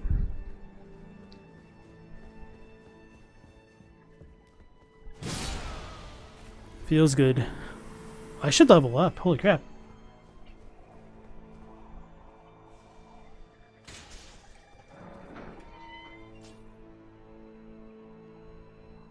Hey Viton Don, welcome on in. You just fought the tree spirit there? Your third playthrough, you never knew?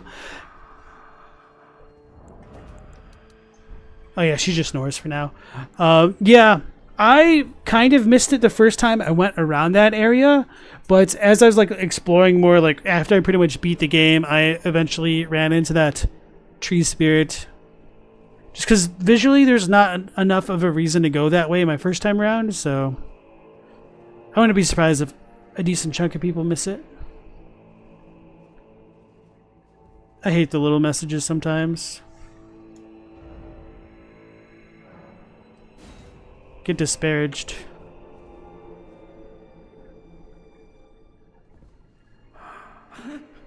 Who art thou, stranger? I'd look of thee another of Messmer's peons, methinks. Tell me, does thy kind never weary grow? How do these old bones fascinate thee yet? Our lands were by thy kind set aflame, our tower by thy kind veiled in shadow. Thou camest, robbing us of all, spoiling all. Have ye not basked in these deeds long enough? Listen, progeny of the wanton's trumpet.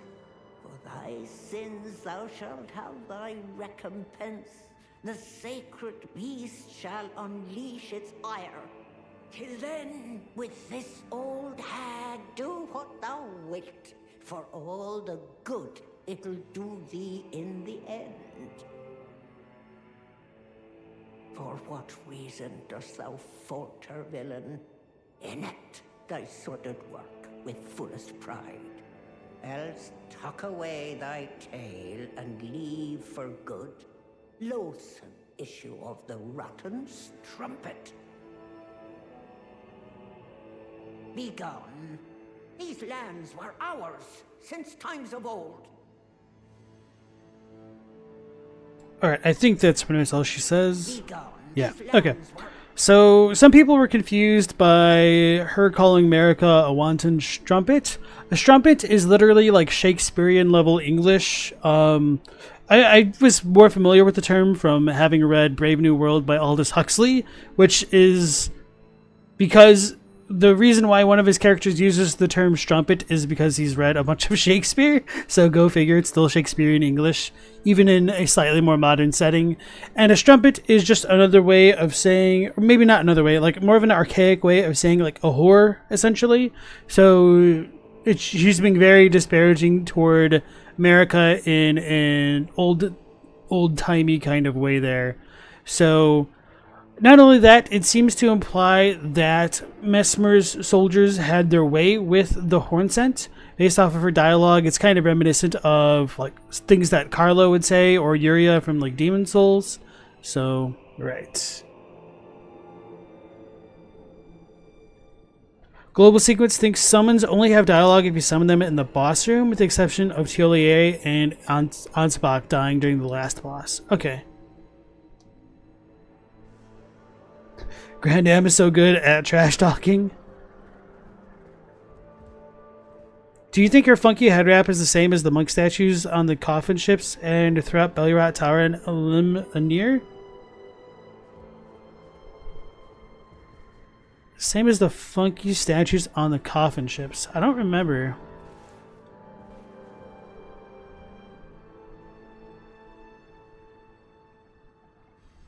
I'm not sure. But I do think her ochre clothes are supposed to be kind of reminiscent of Nanaya's in Midra's Manse.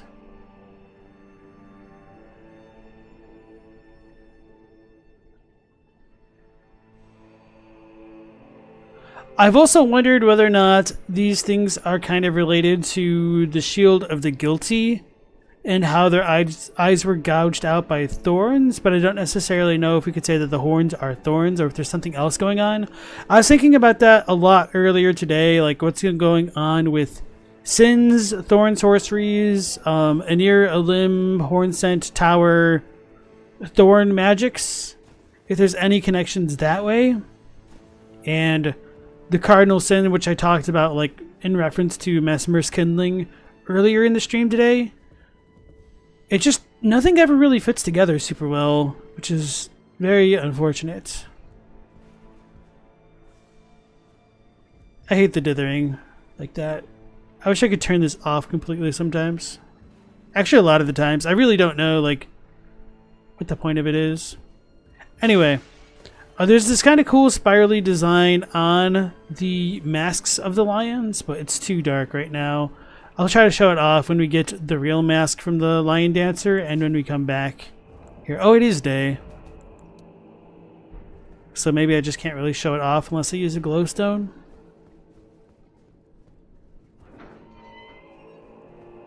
Alright. So if you kill the Hornsent Grandam now, she will give you a scorpion stew, which you can give to the Hornsent, which he says tastes like trash. Not literally, but essentially that it's a crude imitation or something along those lines. And so if you leave her alive, you can talk to her again if you wear the Divine Beast lion head, or whatever it's called. Then she will assume you're one of her people. Well, she'll assume you're actually the sculpted keeper that she like summons. And she has a lot more dialogue, which is going to be fun to show off. Now time to... Did I level up? No. Time to level up and then go down the well.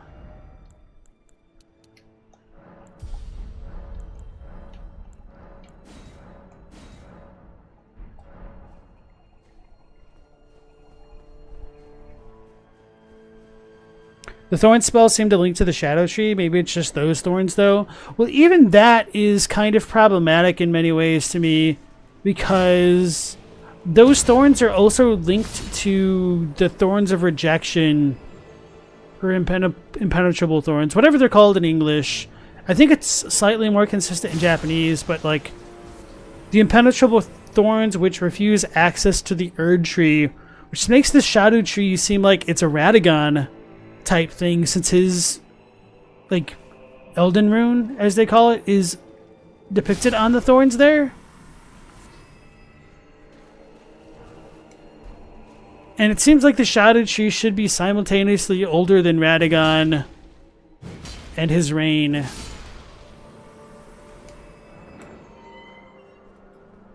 And like kind of not though. It's really weird trying to fit everything together.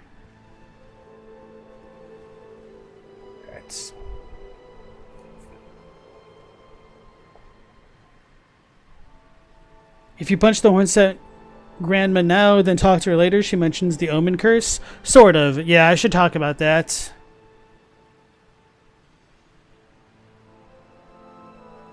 Looks like Pokemon, one of your messages may have been eaten. Oh, no, I'm just blind. Okay, Freya does comment on the fight. Okay.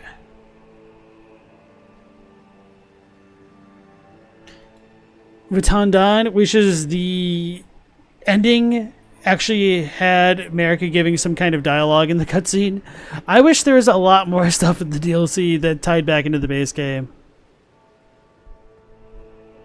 I'm not too dissatisfied by the ending because I kind of like took Miyazaki at his word that there was going to be no new ending, so that didn't bother me too much. The Radon thing doesn't bother me that much.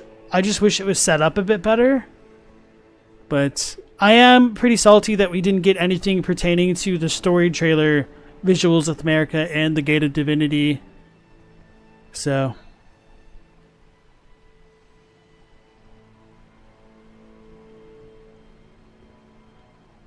and Tawai thinks it's Radagon at the entryway of the Divine Gate in that video.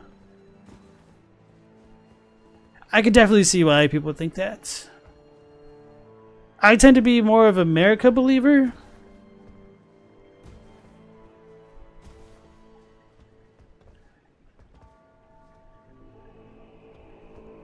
I was wondering if this is like the normal type of spiral tree or if something else is going on with it. Just to be safe. I should have put on Flame Cleanse Me, but I didn't think about it. Which is a little bit silly on my part.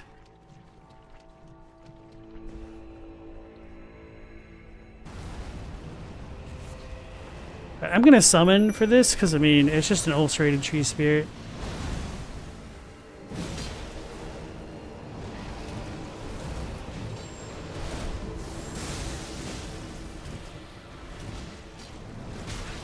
Oh wow, it got me. I thought I rolled too soon, to be honest.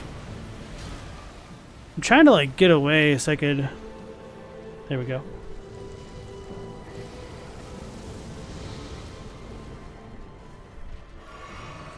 Can I mimic towards me?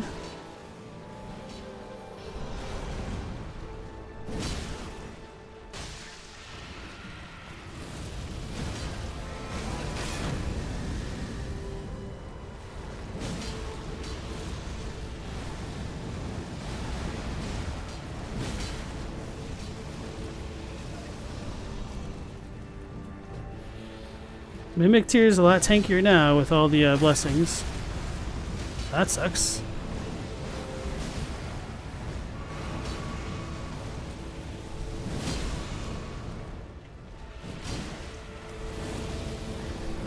Uh-oh. Oh!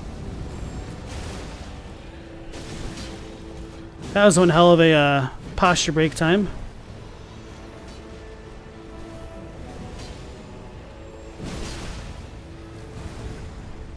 There we go.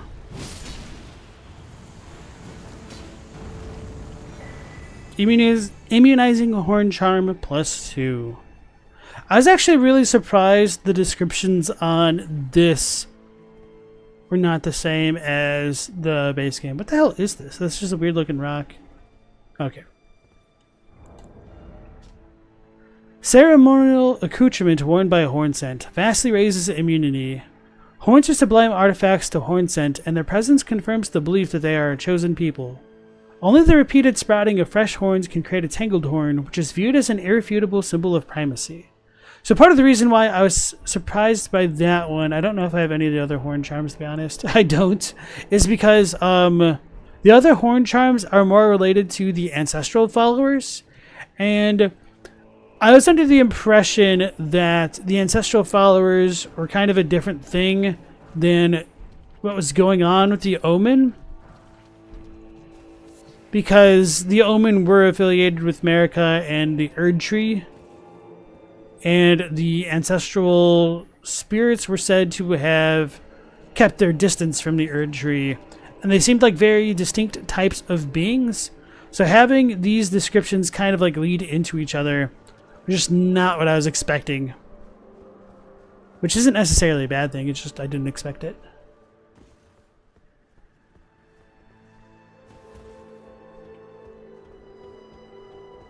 I don't need to jump on that? Okay.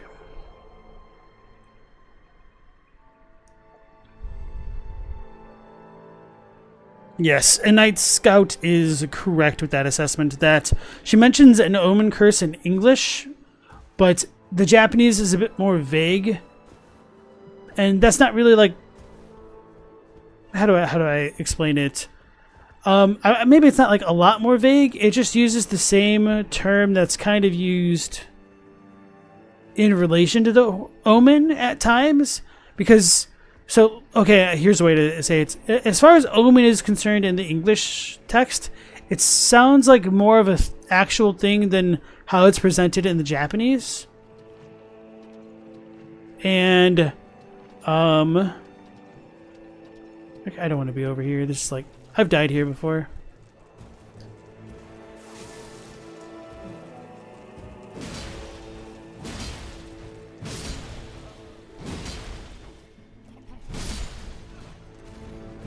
Okay, that wasn't too bad. And so, Grandma talking about the Omen curse isn't quite as accurate as to like how it's sort of talked about in the Japanese, where it's just more like a terrible curse in a kind of way.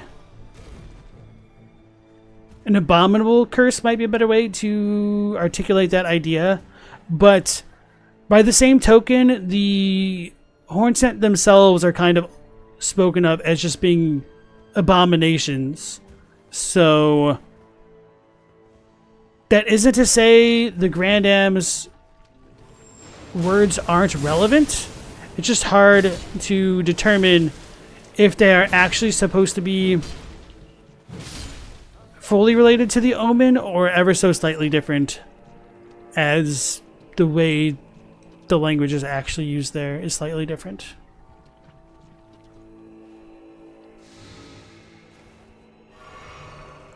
Can I do that? Nope. Okay.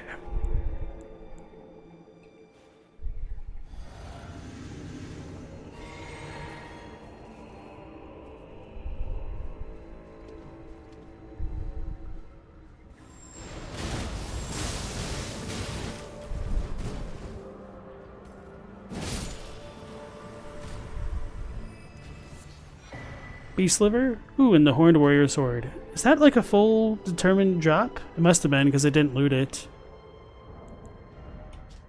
Curved sword of the Horned Warriors, keepers of the tower. The ornamental tangled horns allow the blade to serve as a medium for horn calling. Actually, that's kind of annoying, because this means this is a one-time drop. So you can't dual wield them. Unique skill, horn calling. Invokes tangled horns to cover the weapon's blade. Drive the weapon into the ground, calling up a cluster of piercing horns. So yeah, that aspect of the weapon is kind of different from the way that like horns are talked about in Final Fantasy, at least. Because you don't necessarily summon the horns. The horns are mediums through which one can summon other things. So that was kind of a surprise. Clownscum didn't find this area in your playthrough. I came down here, but I didn't fight the Ulcerated tree spirit my first time around. I went to the right first. Right next to Venice, welcome into the stream. Weird thought, but is it possible that the Divine Lion Beast shows a combo of soul and mind since it's two people, and that's why there's always two involved in godhood? I don't know, because it's... Maybe you might be onto something, that it would need two people to summon in something else like the Elden Beast. I don't know. So like one of the things that annoys me about America and Miquella's so-called ascensions to divinity is that when Miquella ascends, he doesn't really get like an Elden ring as far as we know of. It is possible to interpret his what is it, the circlet, as kind of being analogous to a ring, but I don't think it's like the Elden ring. So like, does that just mean he's now a suitable vessel to become a god if he gets the ring? I would be really curious as to see what would happen if Artarnished stepped out of the way and let Miquella fully ascend to godhood.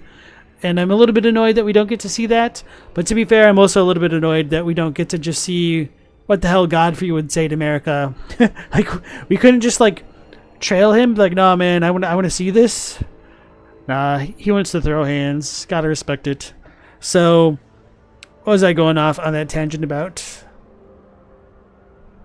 Right, just, like, the whole calling divinity, and the thing that really annoys me about that stuff is we still have no idea what the two-finger connection to America and the Erdtree really is. And there's some weird stuff going on with Emir's dialogue, and Emir's dialogue is kind of iffy to work with to begin with, because he's kind of like his own special nutcase. But there's no like finger stuff going on with Miquella and his ascension as far as we know. And he was said to be an Empyrean, so it's just there's a lot of loose ends, and not in the good way.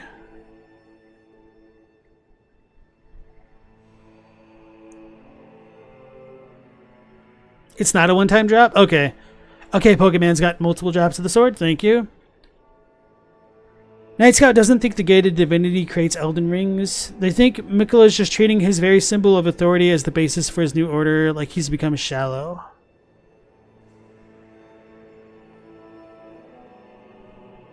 You think the godhood gives the power of grace, which seems to burn blood flame from Radahn?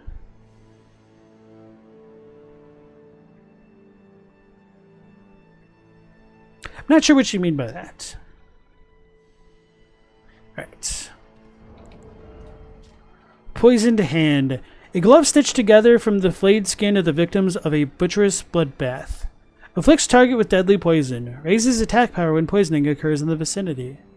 Forged of an unyielding black impulse toward revenge fostered in those who have had everything burned or stolen from them, these are the weapons of the utterly downtrodden. Unique skill, Poison Spear Hand Strike. Makes hand into the shape of a spear before unleashing a plunging stab that penetrates the body of the enemy. Afflicts foe with a large dose of deadly poison. So it's kind of funny to me that they have like normal poison and then deadly poison, just because Rot just purely outclasses it that much. And this weapon seems super cool to me, but I didn't really mess around with it at all. Wow, the poison buildup is really low on this. Because I'm assuming it wouldn't be one that you could use Ashes of War on, or what are they called? Not affiliations, but something like that. Affinities. I don't think you'd be able to use affinities on that. Maybe I'm wrong though. Some knot resin and more fly mold. So I think that's pretty much it for this area. I think there's a couple man flies which I didn't bother to fight because it doesn't really matter. Those ones over there by the bridge.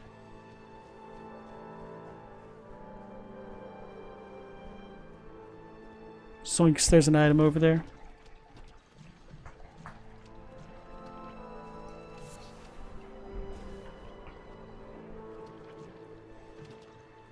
I almost thought that was a dude for a second. Like kneeling.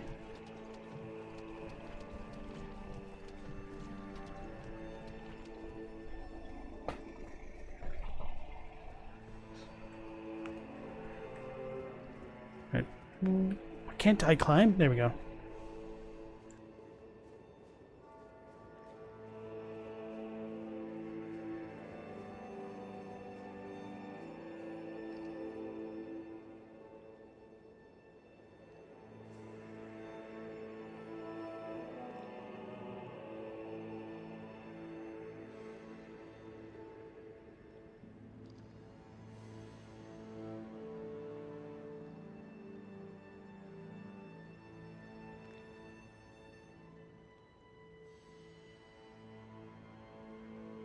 Alright, trying to deal with the dog. Alright, Clown Scum, you have a good night. Maybe Miquella is a god, but not the god, and a god is not as special. Not until he fully ascends, it seems. Right, and so now we are back to the beginning of the area. So that's pretty much it for Belurat for now. We can't really go to Anir Elim, so let's go to the stage front and fight the next boss.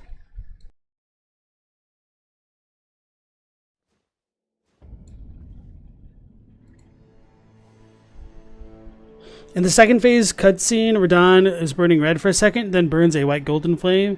It's the same color as Miquella. So he still does use some blood flame attacks even in phase 2, so I don't think he gets like rid of the blood flame entirely. He also has the omen horns on his arms and feet. Oh, I should be able to level up again.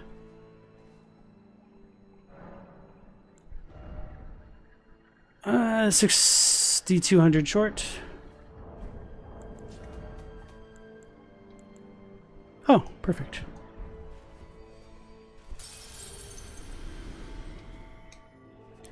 Kyle thinks America envisioned the Erdtree as her symbol of divinity. The Divine Gate gave her a blood which she then planted on the crucible. Maybe it gave Miquella a circlet to charm America. If that's the case, I would have liked a lot more connections between the horn scent and the fingers to help substantiate that kind of connection. Or even just something in like the description of Miquella's circlet to make it seem analogous to that idea. Like, I don't dislike that idea, don't get me wrong. I just dislike that nothing in the game really seems to make that work. Oh yeah, hit Grandma first. Okay, thank you.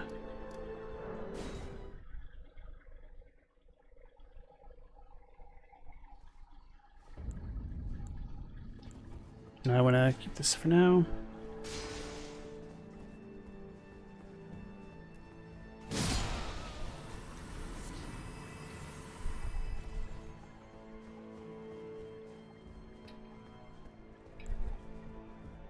Be gone. These lands were ours. Alright, here we go. Well, 'tis no surprise. Thou hast thy choice made.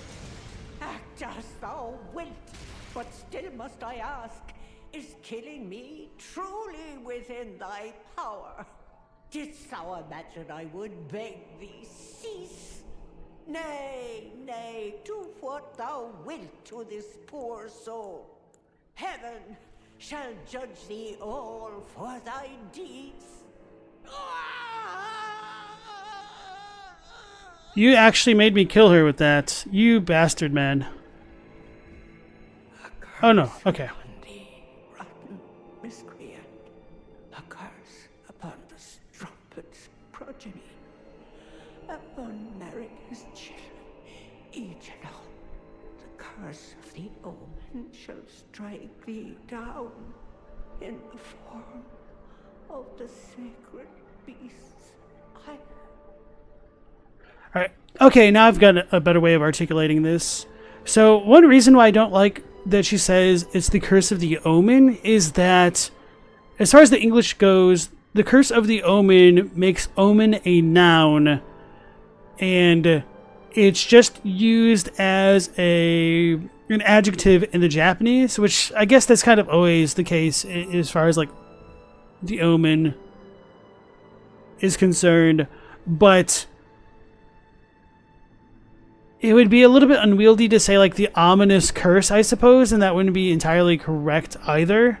So I feel like they might have just localized themselves into a hole with calling them the omen, or maybe this is a problem with the Japanese, and maybe omen was a term coined by George after all. So I don't know what to make of all that. May the curse strike thee to the very last.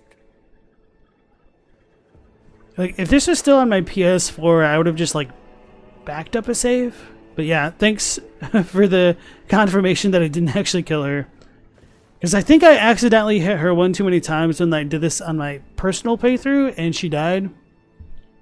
And I know later on, if you attack her with the helmet on, she will kind of suicide herself. So I was afraid that's what was happening here as well.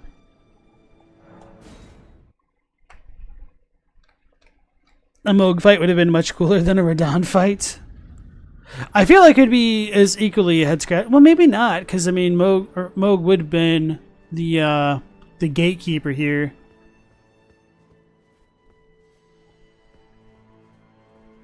But I guess it would really mess with the whole like never shared his bloody bedchamber stuff.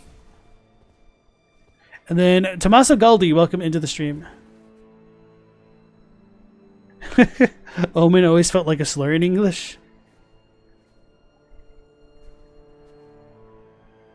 Yes, as Night Scott says, the kanji that's used there is frequently used along with the omen, but it's used in a slightly different context. Actually, I should just copy and paste. I was like, I can't share my screen, but I can do this. All right, so let's do omen.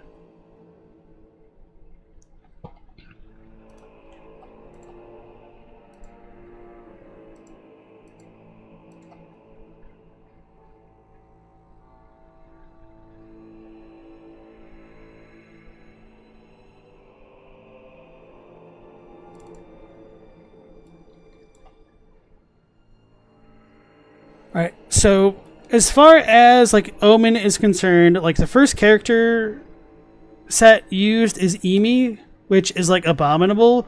So like Omen Horn would be Emi Suno, which is I should probably hold on, let's do this. Emi equals abominable, and there's other ways you could translate that, don't get me wrong. And then Emi Suno would be like hold on, what do you want to call it? Abominable Horn?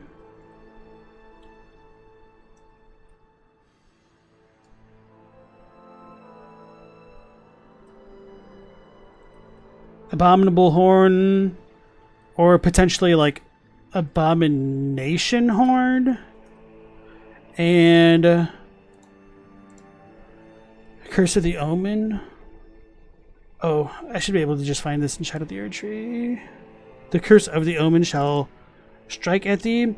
And so what she says here, Grandam, she says Imoashi, which is like an adjectival form of it. So it is like abominable still, but it's not a noun.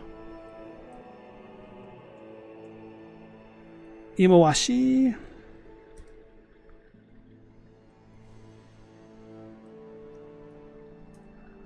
And Imashi Noroi Are. So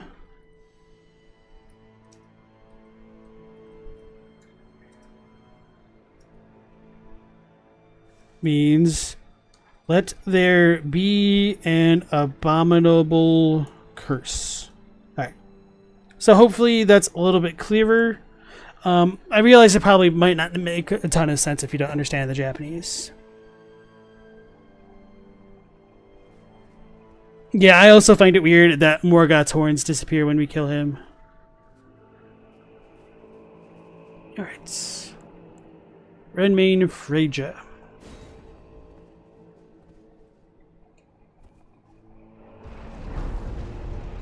I really love the design of the lion dancer, but it sucks trying to keep eyes on the thing.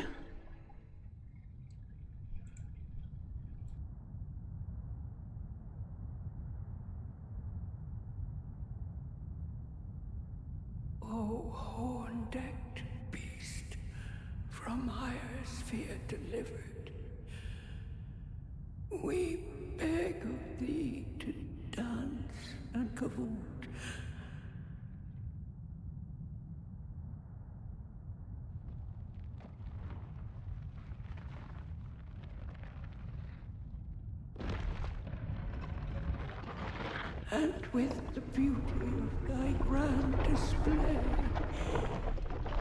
cleanse away the foulness fate imposed. cleanse away the strumpet's vile progeny.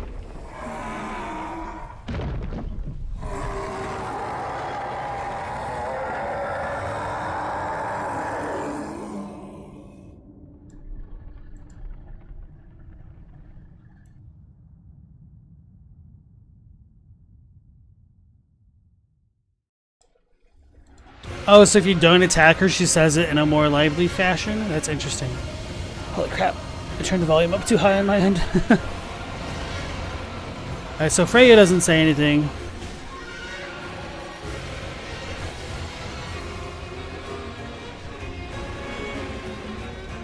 So yeah,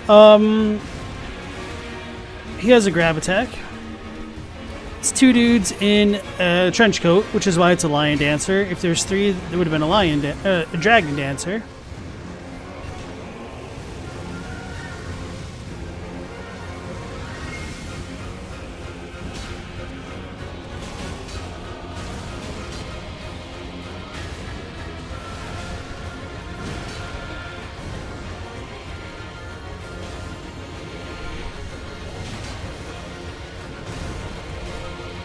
Oh, he grabbed her again. Alright.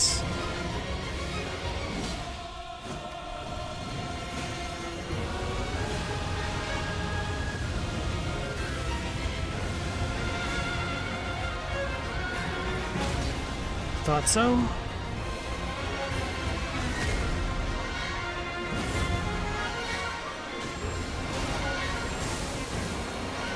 I thought he was gonna transition into second phase. Oh, that's silly of me. I'm gonna die? Okay.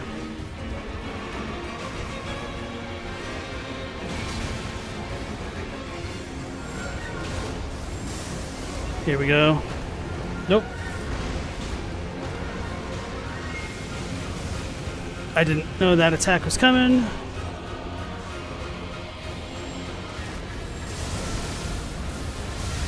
I think the lightning is the most lethal for me. Other than Deathblight, which doesn't do right now.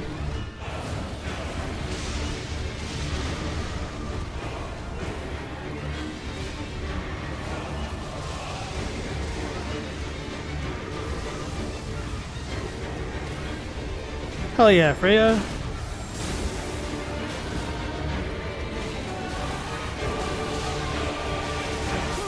That sucks. Oh well. Poor positioning after it failed to get the riposte.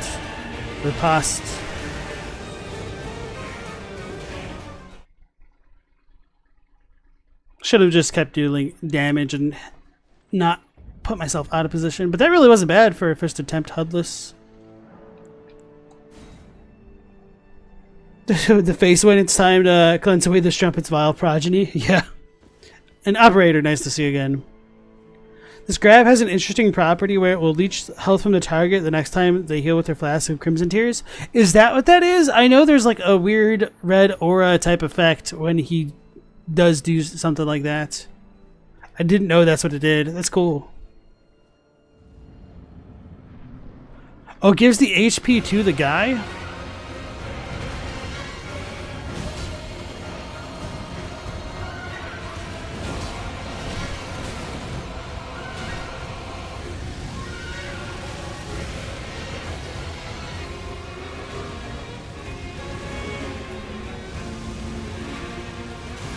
Oh, I thought I was out of range from that. That's annoying.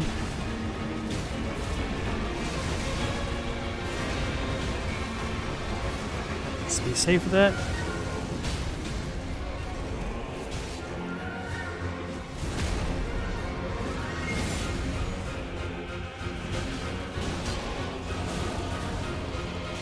Freya really draws aggro. I'm kind of surprised. Zoink Scoob.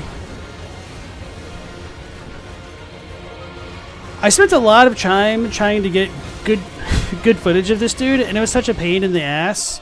The way that I eventually did it was I slowed my game speed down to 25%, and that allowed me enough time to be able to like reposition the camera while it moved around. And this is with me using the mimic, so I didn't actually have to control my character while getting a lot of the footage.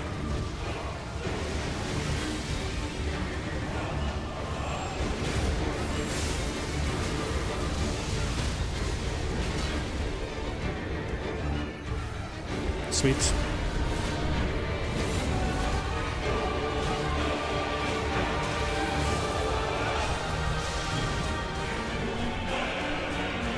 Ice. Oh, wind. Okay.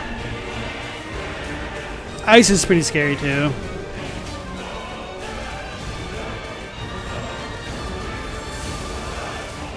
I'm not too worried about wind. And I should probably get one shot from my hubris right there.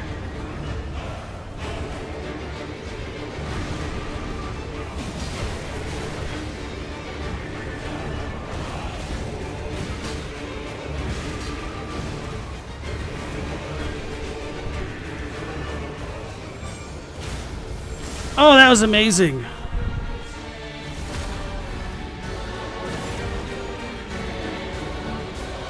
I was hoping that was going to kill him. I'd have been so pleased.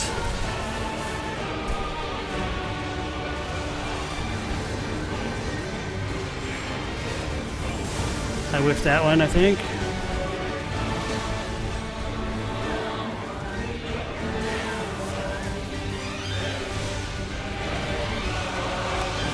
My timing was still off on that first lightning bolt.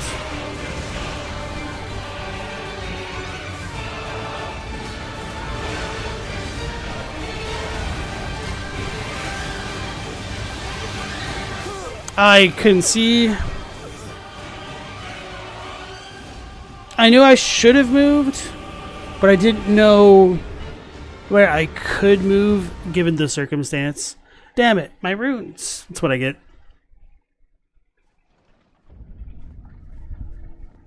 I'll turn the HUD back on.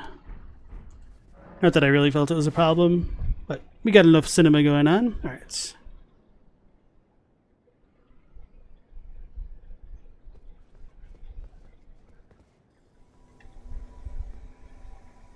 Oh yeah, no, I would agree with Operator that I don't think they're so racist that they think we're all America's children as much as it is like a metaphorical type thing. Although, I mean, America does have a lot of children, to be fair, so I could understand why the Hornswitch would come up with such phrases. Oh, wow, he does a lot of damage after all.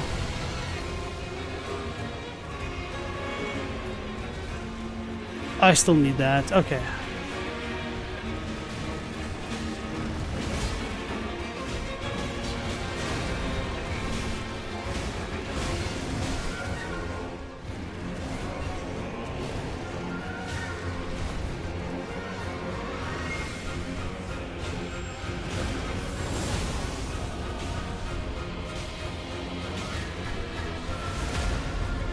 Freya is strong. You hate that move so much. Every Elden Ring boss has that move? I don't think so. I feel like the camera is more of the boss than the lion dancer in many ways. Okay, that was totally my fault.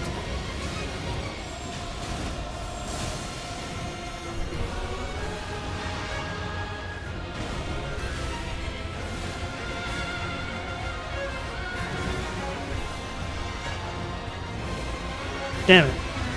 Need to delay it even more.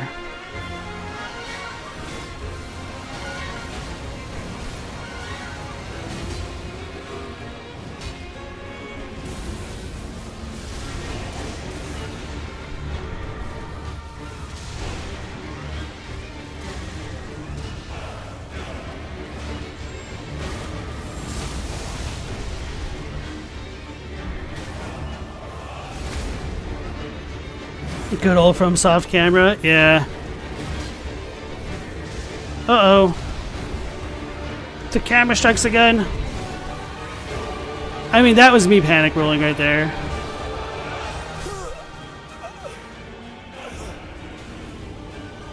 But I feel like the Lion Dancer's camera might be the worst in the DLC. Mesmer can get pretty bad with the snakes at some points. Oh wait, what am I saying? The hippo. Oh my god, the hippo is the worst. I forgot Freya.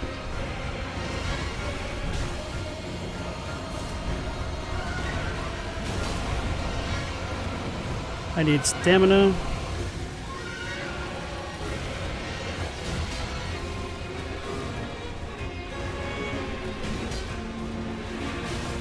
That was my fault.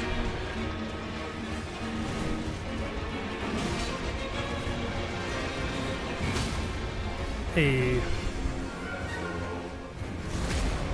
Bale's camera's rough too. Yeah, it can be. I think the worst part is when he flies into the sky. Because sometimes it can break it and you can't catch him back in the view. Uh-oh.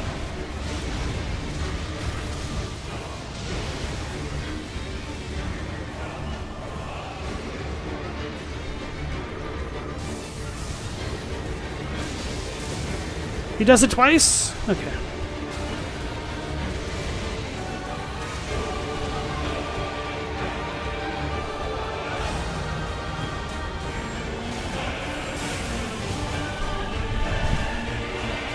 Alright, I'm in a bad spot.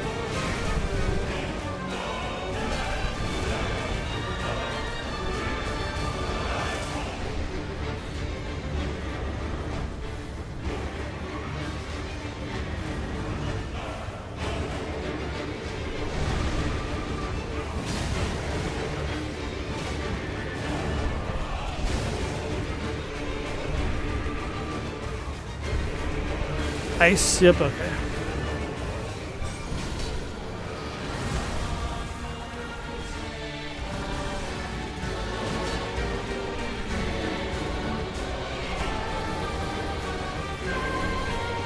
Oh no.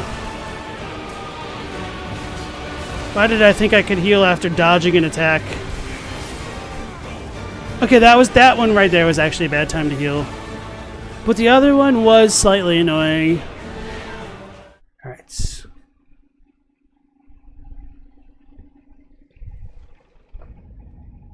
Could sync on the song and the roar.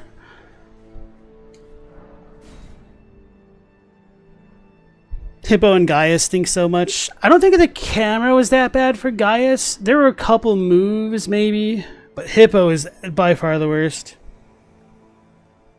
You thought Bale was going to be way worse because you can only lock on his head, but you got to hug him anyways. I do wish there were extra lock-on points for Bale.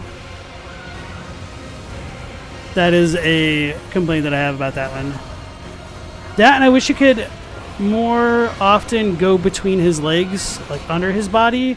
I don't like that it's shaped like a V. That's really easy to get stuck in between his limbs. Can't see.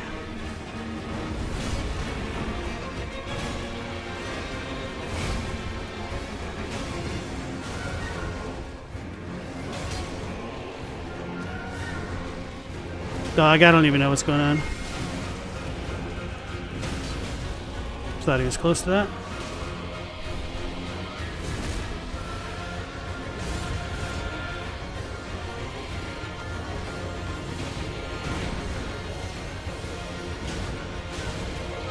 I can't even get a full charge attack?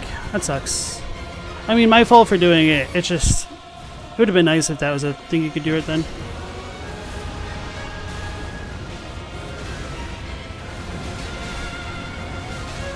That was a mistimed roll. Thought so.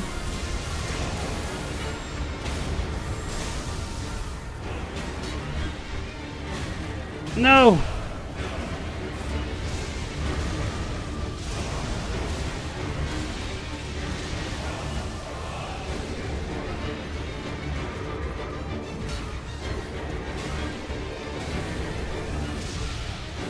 Please, well.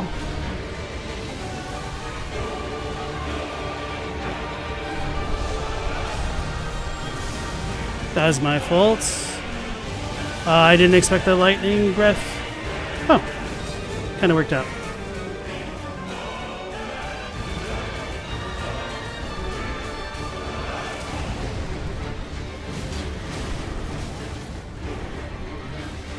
Save me, Freya. That's probably a bad time to heal. Okay, it works.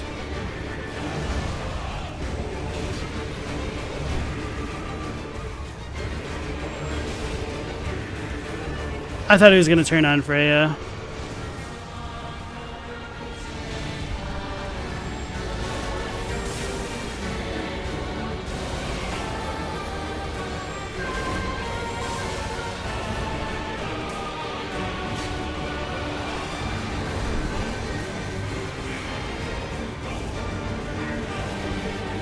Oh wow, he does a lot of damage.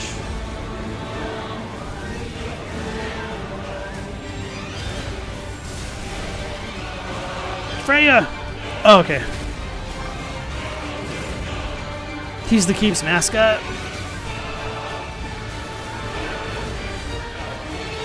I was having a camera moment and panicked.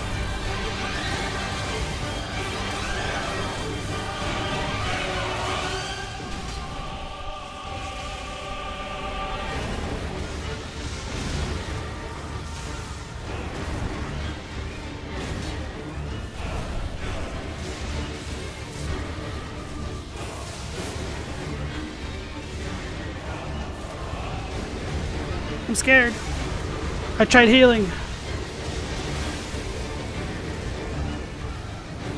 I almost got deleted by that again. I'd have been so salty if I died that way.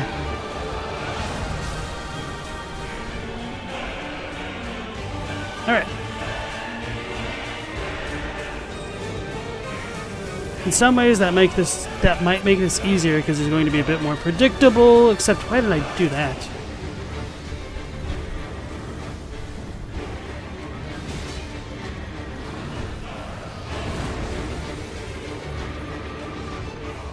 Alright.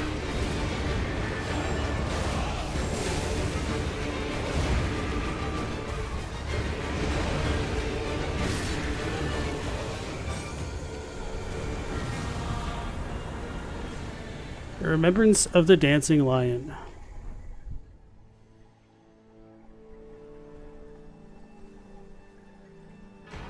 Divine beast head. Freya's your tank wife. Top boss 5 themes in all FromSoft. It's definitely a really good one. I like that it's not like overbearing and you can kind of appreciate it, and I can actually use it in lore videos to be like slightly exciting but not like overpowering. Why did I turn that off? Well, I guess we're going to see Grandma, so. Alright. Remembrance of the dancing lion hewn into the Erdtree. The power of its namesake and blah blah blah. When the Impaler's army assailed the tower, the ritual of the lion dance was turned toward martial ends. Its divinity, its fury, its light-footed beauty. So, this description is...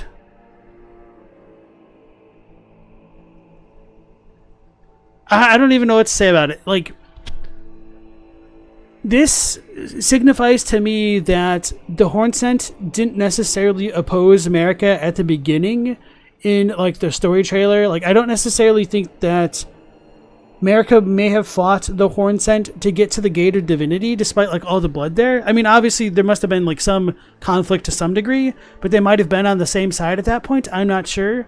And part of the reason why I say that is when the Impaler's army assailed the tower, the ritual of the lion dance was turned towards martial ends. So it makes it sound as though it was peaceful beforehand. And maybe this could be a second time it happened where it was martial. So it could have been like against America at the beginning, and then they were cool for a while, and then she betrayed them. And so it went back to fighting, but I don't know.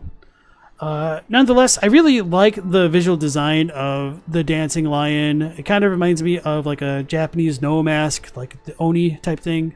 So, and also just like S tier concept, I guess, for me personally. And thanks for all the GGs, guys. Dancers are just hosts for the divine spirits. So yeah, the two dudes that we fight, the sculpted keepers, like, technically speaking, the Hornsent Grandam is like calling the divine beast's spirit into their bodies. So I don't know if they're alive or they're dead or what exactly is going on there, but technically we should be fighting the dancing lion rather than the sculpted keepers, I guess, is what like the remembrance and everything is getting at.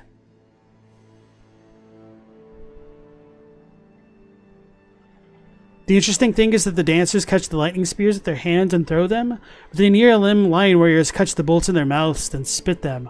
Oh, that is really interesting. I'll need to look out for that. Go get that stew? Okay. I'm not stew. A branch of the multiverse, Boggart and Grandam might be sharing weird stew recipes right now. Yeah, Tommaso says they were clearly on the same side in some way, like master and slave. Otherwise, betrayal wouldn't make sense. I don't know about master and slave. The fact that the furnace golems are meant to signify like the fire giants to haunt the Hornsent could imply that Marika and her faction may have been allied with the Hornsent to get rid of a common enemy. Could be one potential way of reading that, but there's definitely other ways to read it as well. Hey, Save Frog. I almost called you Homunculi for a second. Welcome back in.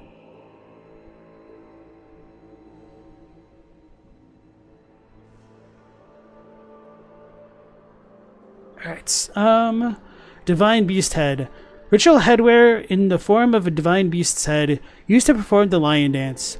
Worn by the very finest of the sculpted keepers. Alas, it no longer responds to the old woman's earnest prayer. So this is kind of like the biggest confirmation that what is going on with the keepers is not necessarily from them themselves, perhaps? Or maybe not, who knows? Divine Invocation heightens intensity of the storm alongside strength and dexterity, but reduces the restorative effect of drinking from a flask of sacred tears. Focus is also troubled by wearing this headwear. So maybe the worsening of the focus is something that's necessary for Divine Invocation, so it would allow something to possess you. I might need to, I need to like look into that a bit more, but I don't know. I guess I don't have enough focus to do it at times. So, right. The whole thing about reducing the flask of sacred tears effectiveness is interesting to me, and I wonder if it's because they are like parallel sources of power. And I do think that the flask of crimson tears and whatnot is related to death. And I think this divine beast head is like calling in spirits. So maybe they just don't work too well together. Save Frog asks, are the lion dancers people or carved statues? So the thing is, they're called sculpted keepers in English, which kind of can make them sound like sculptures, and they almost do look like they have like stone skin. So I definitely understand why people could come up with that theory. However, as far as the Japanese term is concerned, they're just called yuki, if I remember correctly, which is just like hero. So I don't know why or how they came up with sculpted keepers, but they're just like Hornsent heroes, essentially. Warriors, I guess, could be another potential reading.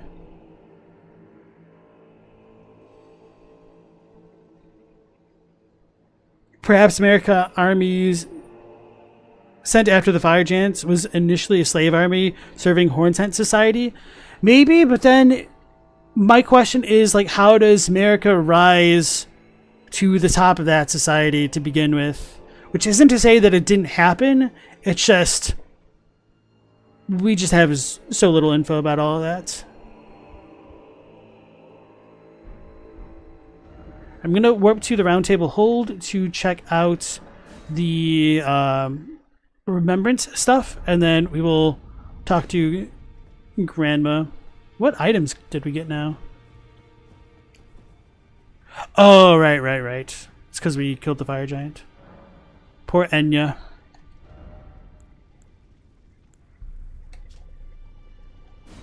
Enraged Divine Beast. A charm depicting the crazed, cavorting dance of the Divine Beast conducted at the Tower Festival. Raises potency of storms. Divine beasts are messengers of the heavens, and their rage mirrors the tumult of the skies, of which storms are the pinnacle. And then Ashivor Divine Beast Froststomp. A skill which imitates the wrath of the Divine Beast's dance. Lift a leg up high and stamp it down with great force. Sends a powerful wave of frost straight out along the ground. Can be charged to increase power and range. Usable on all melee armaments. So, part of the reason why I do think that it's spirits which possess the sculpted keepers rather than them like doing their things is because it relates back to divine invocation and what we're told in items like the beast claw and the roar of regalia being reminiscent of the horn scent rituals of like being possessed by beasts. So that's kind of another piece of supporting evidence for me having that thought there.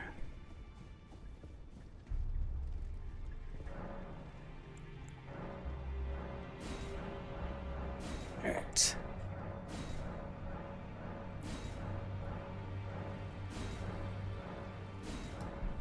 Marika only used the fire giant imagery to terrorize the horn scent while flexing that she could actually beat their hated foe. I think that's also a good possibility. Theater of the Divine Beast. Oh yeah, we need to see Grandma, but I'm going to go ahead and go up the steps to check out our horn scent ghost and see the sealed off place. So as we look into the theater, we've got a bunch of ochre fabric curtains braided into like a kind of knot, which is meant to represent a spiral. We've got some more like goat lion looking like things and some more. Oh no, the lion statues are gone. That's kind of funny because they had lion statues here in the first trailer. I actually still haven't watched the third trailer because I didn't want to watch it when it first came out because it seemed like it was going to spoil a bunch of things, which everybody confirmed that it spoiled a ton. And so I was like, okay, I'm not going to watch this. And then since I didn't watch it, I figured I could watch it on stream someday. Be like, oh my god, guys, they actually showed this off?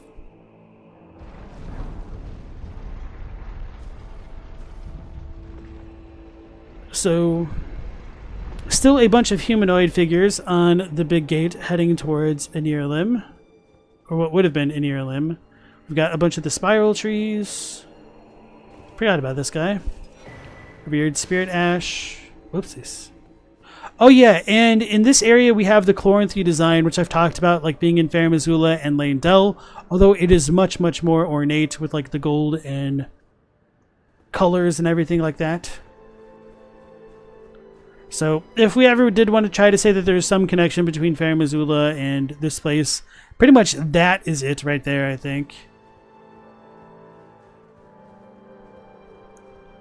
Curiously, this has one of the only guidance of grace lines in the DLC. Yeah, I think there's like 4 total. This one will point to the Shadow Keep, and then from the Shadow Keep you get to Rao, which points to here, which then points back to Inhabitants, I think.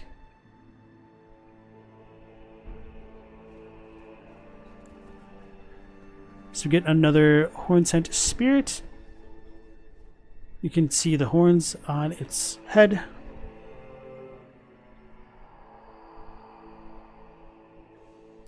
O tower of ours, hidden in shadow, O lofty spiral piercing the heavens, lead him safely unto greater godhood.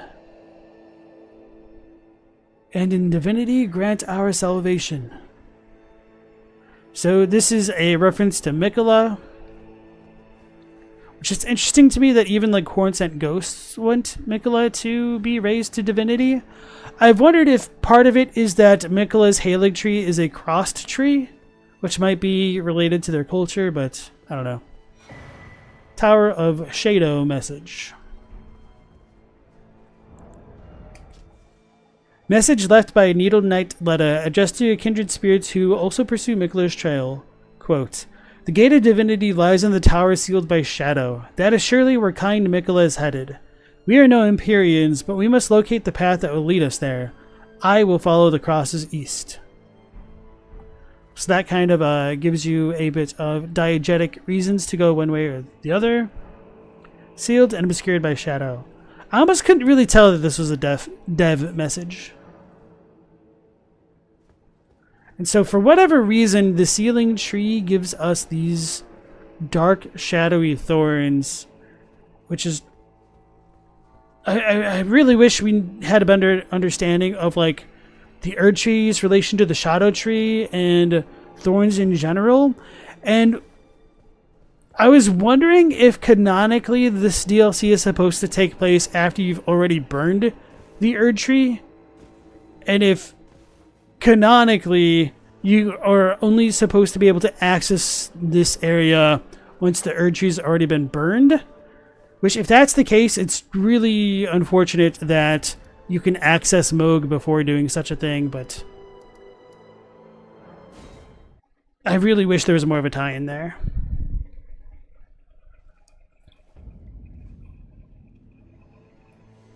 Calyx says, you think maybe Horalu was responsible for the bloody massacre that Marika walks over at the gates?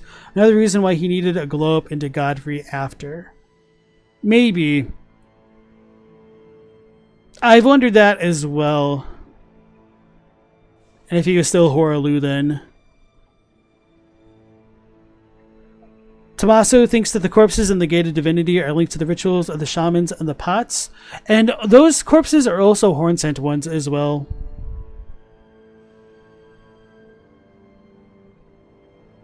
That guy might have been a Miquella follower before he was a ghost.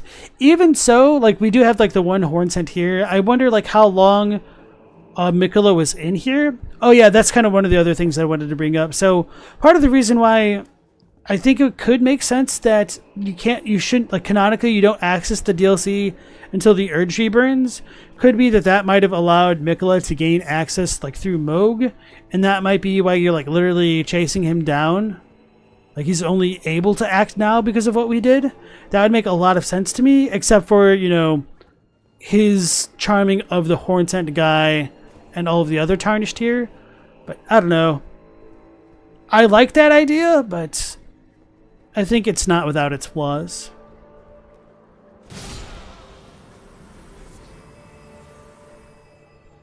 Talk to Freya? Okay. Wait, was she in the boss room? Probably not, right? I don't think I ever saw her there. I'll do that after Grandma.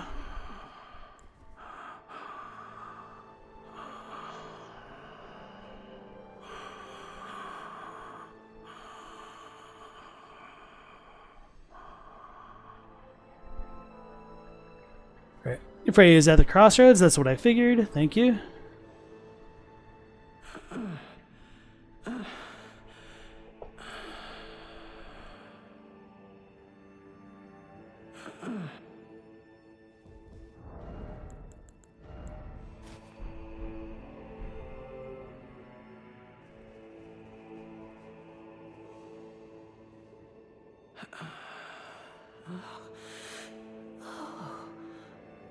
Oh, such a joy to smell the scent again. Does a sculpted keeper stand before me? Oh, as I felt the sacred beast's essence fade, a great anxiety welled up within. Forgive this old woman her foolish fears. 'Tis such relief I cannot express. After an eternity of the mind, our voices have at last reached the heavens, as evinced by thy gracious arrival. Oh, oh, oh. Alright, so that's where she talks about the spirit of the beast fading. So she is calling the spirits down into the sculpted keepers, which is pretty cool. I am really curious if they're dead or if they're alive at that point. I guess it could work either way, because Miquella calls Radahn's soul into a dead Radahn. Wait, into a dead Moog.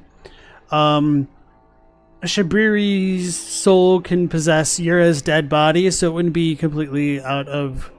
I don't want to say out of the ordinary, but out of the realm of possibility, considering the nature of these games. I implore, vessel of the sacred beast, have my son accompany thee to war, and dance thy dance of beauteous color. Take vengeance upon Mesmerity's lot.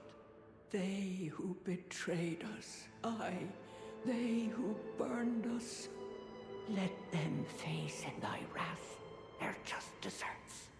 My song will I sing in service to thee.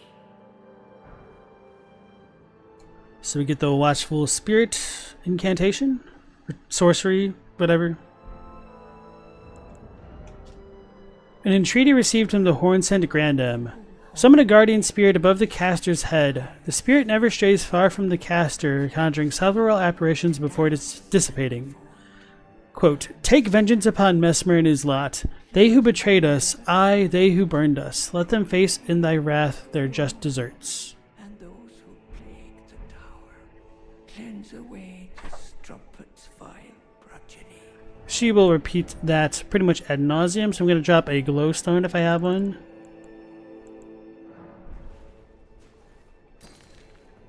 To try to show this off. The damn dithering. From higher sphere delivered, we beg of thee to dance and cavort, dance and cavort, cleanse all that thou wilt, cruelty, woe. So if you look at the head right there, right where the text is, you can see the green and red outline of something like spirally, which is kind of like almost two fingers intertwining, or like the spiral tree, but it's not quite like the spiral tree sigil. And you can even see that on this version of the guy. I don't remember if I've looked at the actual sculpted keeper lion mask, but I'm pretty sure it's on that one as well. I haven't checked the other lion horn set to see if they have their own version though. Alright. Night Scout thinks this keepers might be dead or else badly injured. Yeah, I think they could just be out of commission, but I think dead is probably as likely as anything else. There's something else I was going to say about that, but I can't remember. Alright, I'm going to shut up so that way she will talk. Beast from higher sphere delivered, we beg of thee to dance and cavort, dance and cavort, cleanse all that thou wilt, cruelty, woe, and those who plague the tower, cleanse away the strumpet's vile progeny. Alright, so if you punch her now, she will have some dialogue, but I think if you do it 3 times, she will die. Sculpture keeper, what has come over thee? Look at me, I am not thine enemy. Mesmer and his sordid lot are elsewhere.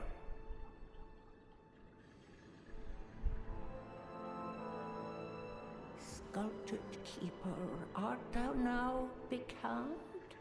Worry not, thy deeds were not thine own. 'Twas the thrashing rage of the sacred beast, spilling out from within thee, I am sure. 'Tis bound to occur once in a while. See, I am just fine. No harm done at all. Right, and so if there were any room for doubt left over as to the relationship between the spirit of the divine beast and the sculpted keepers, I feel like that kind of puts it to rest. That her dialogue says that the sculpted keepers are the vessels for the beast, and at times the rage of the beast can spill over into the keepers. So, pretty good stuff, and that's pretty much it with that for now. And if you hit her again, she will go into a spiel that she doesn't understand what the Sculpted Keeper is doing, but if it's all for the purpose of killing like Marika and Mesmer and the Vile Strumpet's progeny, then she will like be fine with whatever you do to her, like including killing her. So, yeah. Hey, I-Man, nice to see you again.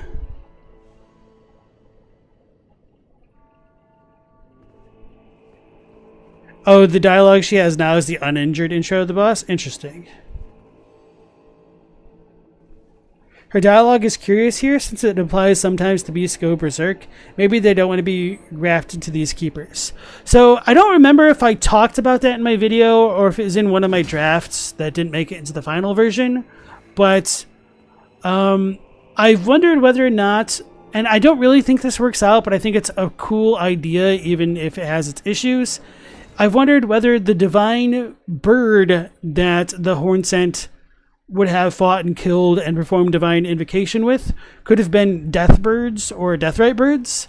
And if so, that could potentially help explain their capricious nature and why so few would tame them and how like they didn't really like humans. And I've wondered whether or not Ornis, the first dude who tamed the divine bird, was granted wings just for the express purpose of being able to soar in the sky, for the bird to like take its powers back away and kill Ornis for the hubris of his actions.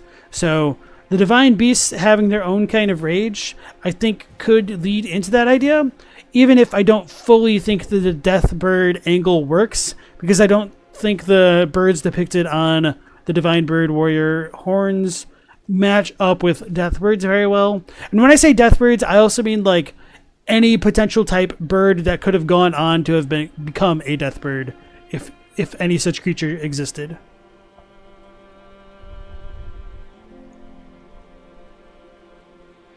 Night Scout says, you don't think the horn scent would kill these divine beasts? You think they found the remains fallen from Fair Missoula or animals living in Rao? So that's where I think the Roar of Regalia is important, in that it talks about coming into contact with divinity through battle with the feral wild.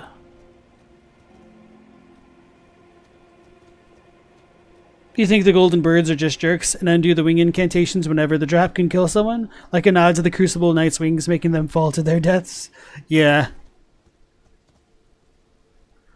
Alright, let's talk to Ant's back. I don't know if he has any cross dialogue about the ones in Belurat. I never did that. Righteous Tarnished, what brings you here? Speak of the cross at the tower. Okay, sweet. Well, I'm much obliged. As suspected, kindly Miquella has visited the lands which hold the tower, and appears intent on wholly dispossessing himself of his flesh. He must be seeking entrance to the Tower of Shadow. Righteous Tarnished. Alright, that's a little bit abrupt, but oh well. Good enough. Welcome. For you, things... That should be it. Let's go ahead and level up and then talk to Freya. I almost called her Letta for a second.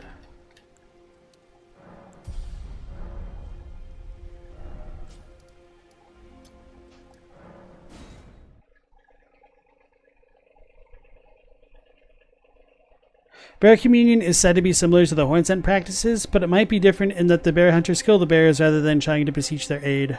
Maybe. Well, I think that's kind of like where it's like a cross between horn scent and dragon communion. Ah, well met. That was a fine battle indeed. It heartens me that another warrior stands among us, among the beckoned. Ask about the damage to her helm or leave. Maybe meet again on the battlefield, brave warrior. Long ago, I was stricken by scarlet rot in the swamp of Aeonia. Immobile, feverish, and in great pain, I was entirely resigned to death. I was left behind, and only kindly Miquella was good enough to seek me out. My wound was swollen and festering, exuding a most pungent odor, and yet he drained the poison from it, despite my wretched visage. Now, I consider this wound my compass. Let us both take kindly Miquella's guidance to heart. May we meet again on the battlefield, brave warrior.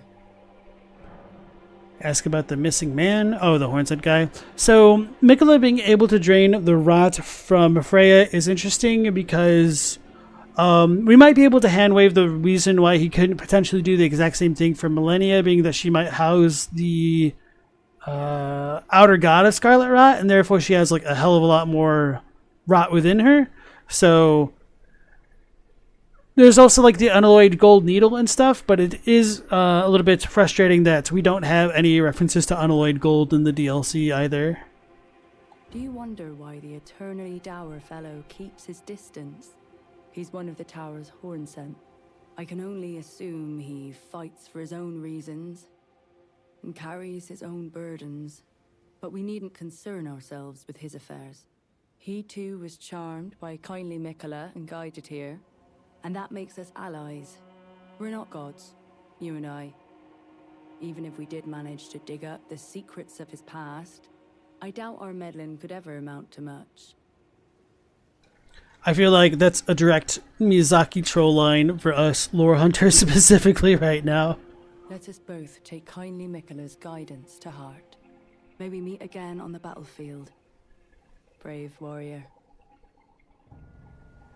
Have I looked at Rolana's remembrance and help descriptions? They might clarify if Rolana married Mesmer, if the hair plume was a wedding gift. Yes, I actually made two short videos? No, I made one short video about that topic specifically. I don't remember if there's anything different in the helmet or not.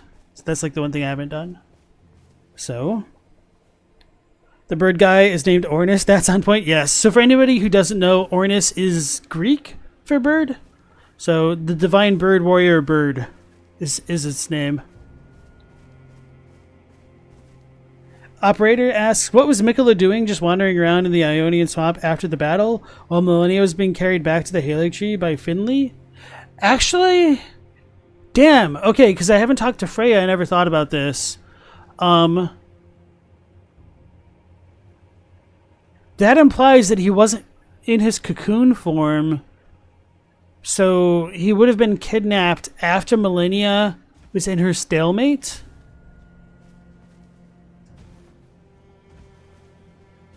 Which isn't like too surprising. It's just kind of funny that we get a little bit of a background information to apply such a thing.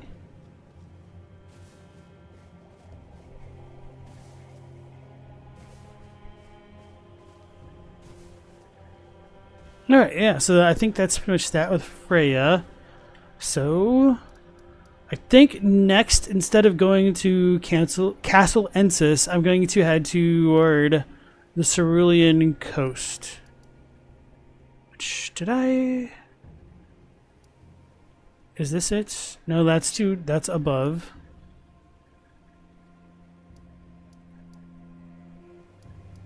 Alright, so that'll be this one. And yeah, we still have the Oath Seeker and the Furnace Golem, but I'm just going to leave those alone. Actually, I could do the Oath Seeker guy. Yeah, let's do that. Let's do the Oath Seeker after all.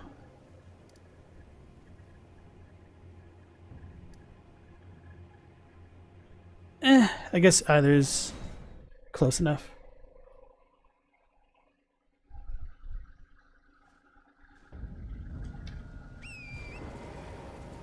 I think instead of leveling up Mind, I'll need to level up Endurance next.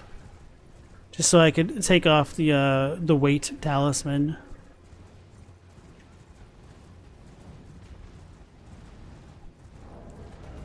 Definitely going to want the HUD on for this.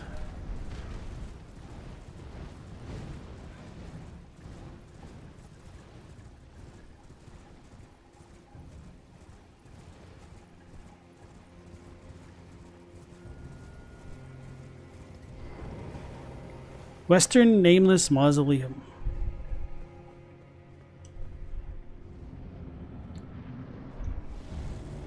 Black Jail Knights.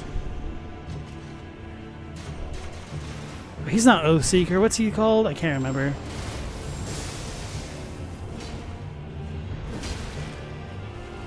Oh no, he's a big boy.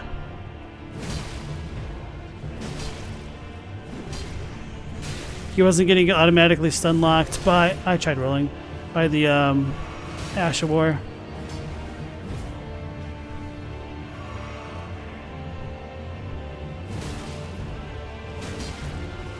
There we go.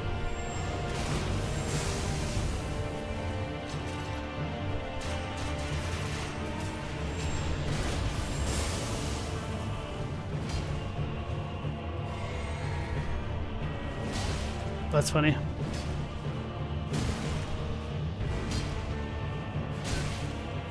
Uh-oh, I wasn't trying to roll back. I was trying to roll at an angle, but he got me.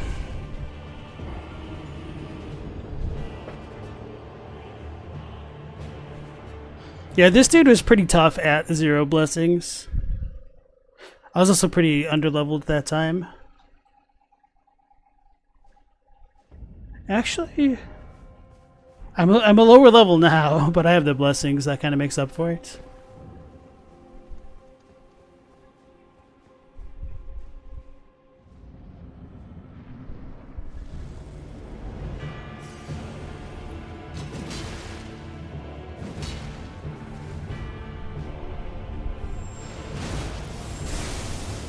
There we go.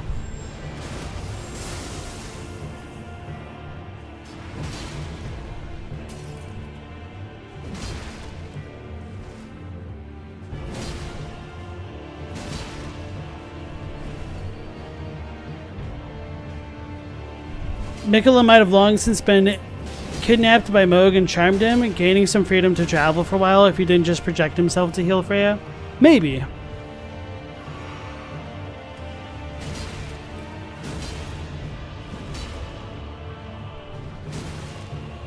Maybe that's what I need to do. R1, R1, R2. I was trying to block. No!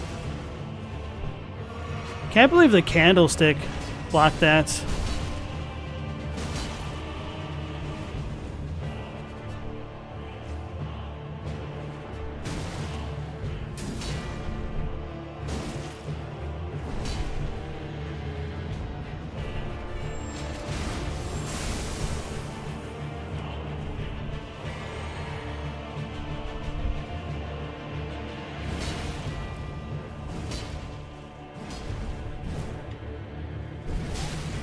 He jumped over my stab. Oh, wow.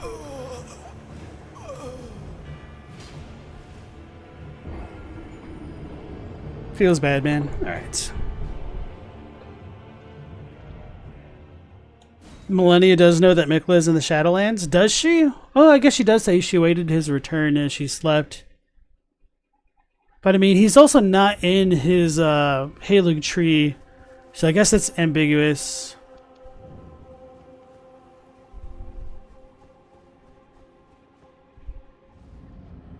Yeah, and as Night Scout says, the Scarlet Rot does mess with the mind, and it makes people forget things, as per Millicent and Gowry's descriptions of it.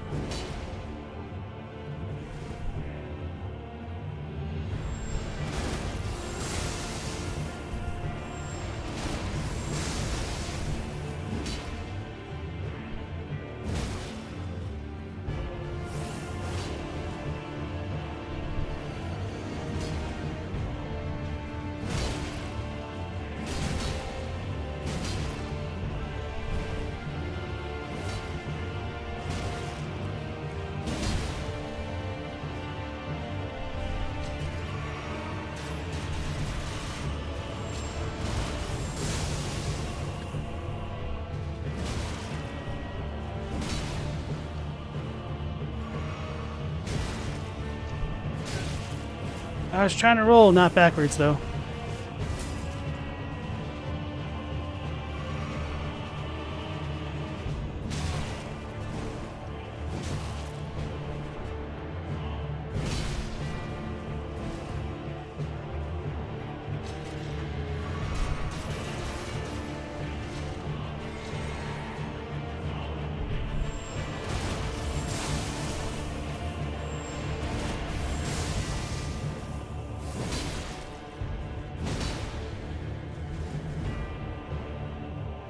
Millennia knowing's based on what she said to Radagon before she went nuclear, right?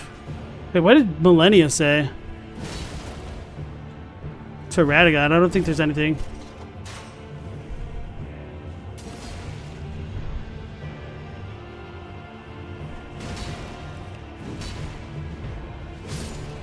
Got him.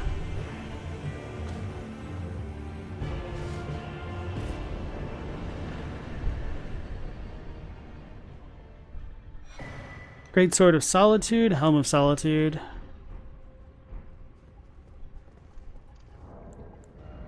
Oathkeeper's Leto, Solitude is this dude. Armor of Solitude. Steel chest armor of the Knights of the Solitary Jail. Part of a heavy armor set that covers the whole body in overlapping plates of steel and bedecked with a black cloak. The nameless mausoleums of the realm of shadow are said to hold the spirits of warriors who lost their names or their hearts. So this kind of elaborates that one's heart is associated or synonymous with their name, which is pretty Japanese. But oh, that's really good looking. Yeah, so this is the quintessential Guts cosplay armor right here. Too bad the pants don't go with this at all. It's super heavy.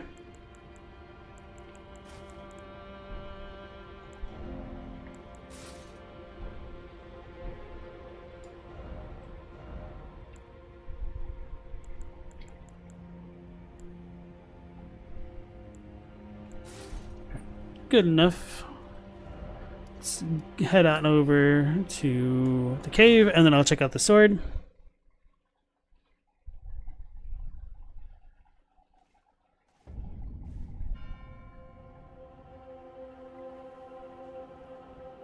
Night Scout said, the ghost in the snowfield, along with Moog abducting the war surgeons, implies that the kidnapping was all Moog.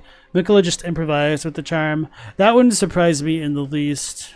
Yeah, I forgot about that ghost. The snowfield ghost? I don't remember if there's another ghost in Caelid, which says something along those lines either. Not like quite the same vein, but anyway.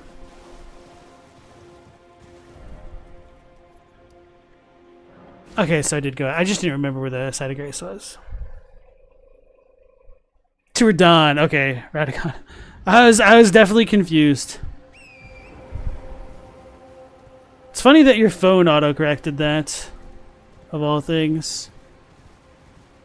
The most that I've gotten my phone to finally start doing is recognizing that I'm trying to fast type in Erdtree and Elden Ring instead of like Olden or something.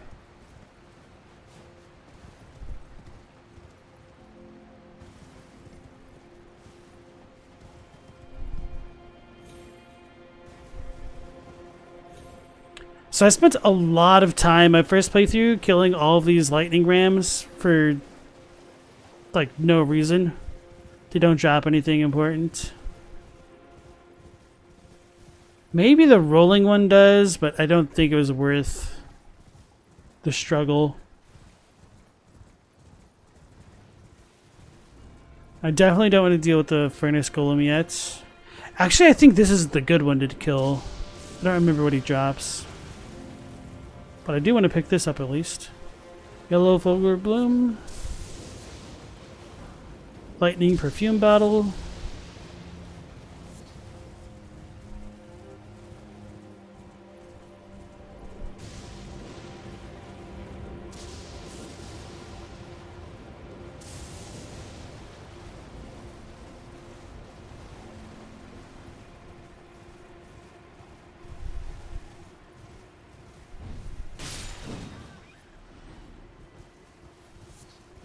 And just then beast bones from those.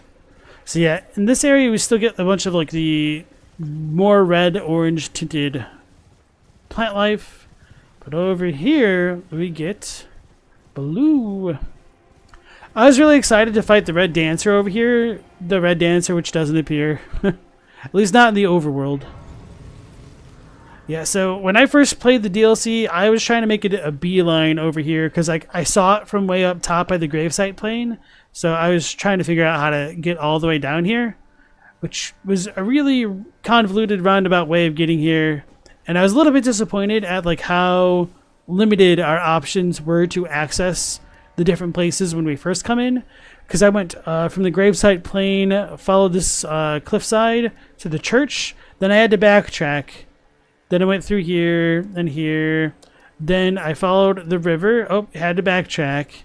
I didn't want to go through the super big gate because that looked like the place to go.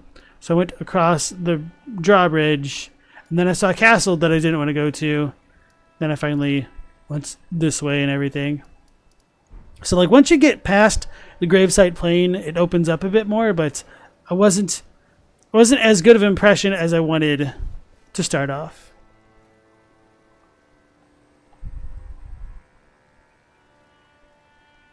The big goat's too powerful. It's not that it's too powerful, it's just like the juice isn't worth the squeeze. You jumped down on one of the stone ships to get here? Oh, really? Which one? Oh, probably like that one. If you came from the jagged peak, I could see that working out. Okay, everybody, let's go ahead, read our new descriptions, and then that'll pretty much be the end of tonight's stream. So, Great Sword of Solitude. Steel greatsword wielded by the Knights of the Solitary Jail. Through a secret rite, they relinquish their hearts for heightened battle prowess. Next, they engrave their blades with two crests, one depicting the light of birth, and the other solitude. I should equip this. Lightning Perfume Bottle. Perfume bottle remade into a weapon by perfumers of the realm of shadow. Attacks released perfume powder producing lightning. From time to time, perfumers set out on journeys to pursue new aromatics and flower gardens. I do kind of wish that the Forager Broods like sold more things like merchants, and that included like base game crafting materials, but alas.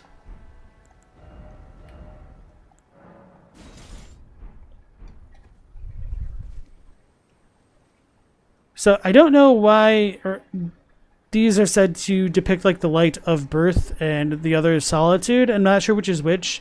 And in some ways they kind of remind me of, what are they called? The Greater Will's Void, if you know what I mean.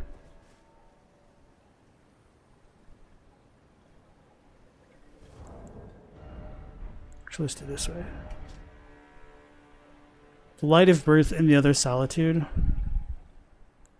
Don't know what to make of that.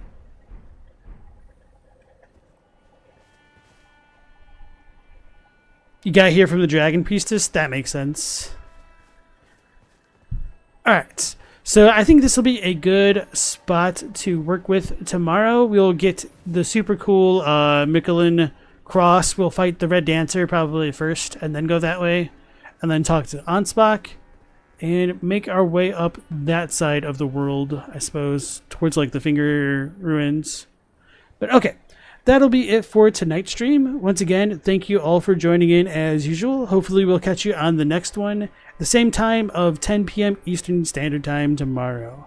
Till then, take care, stay safe. Last Protagonist out.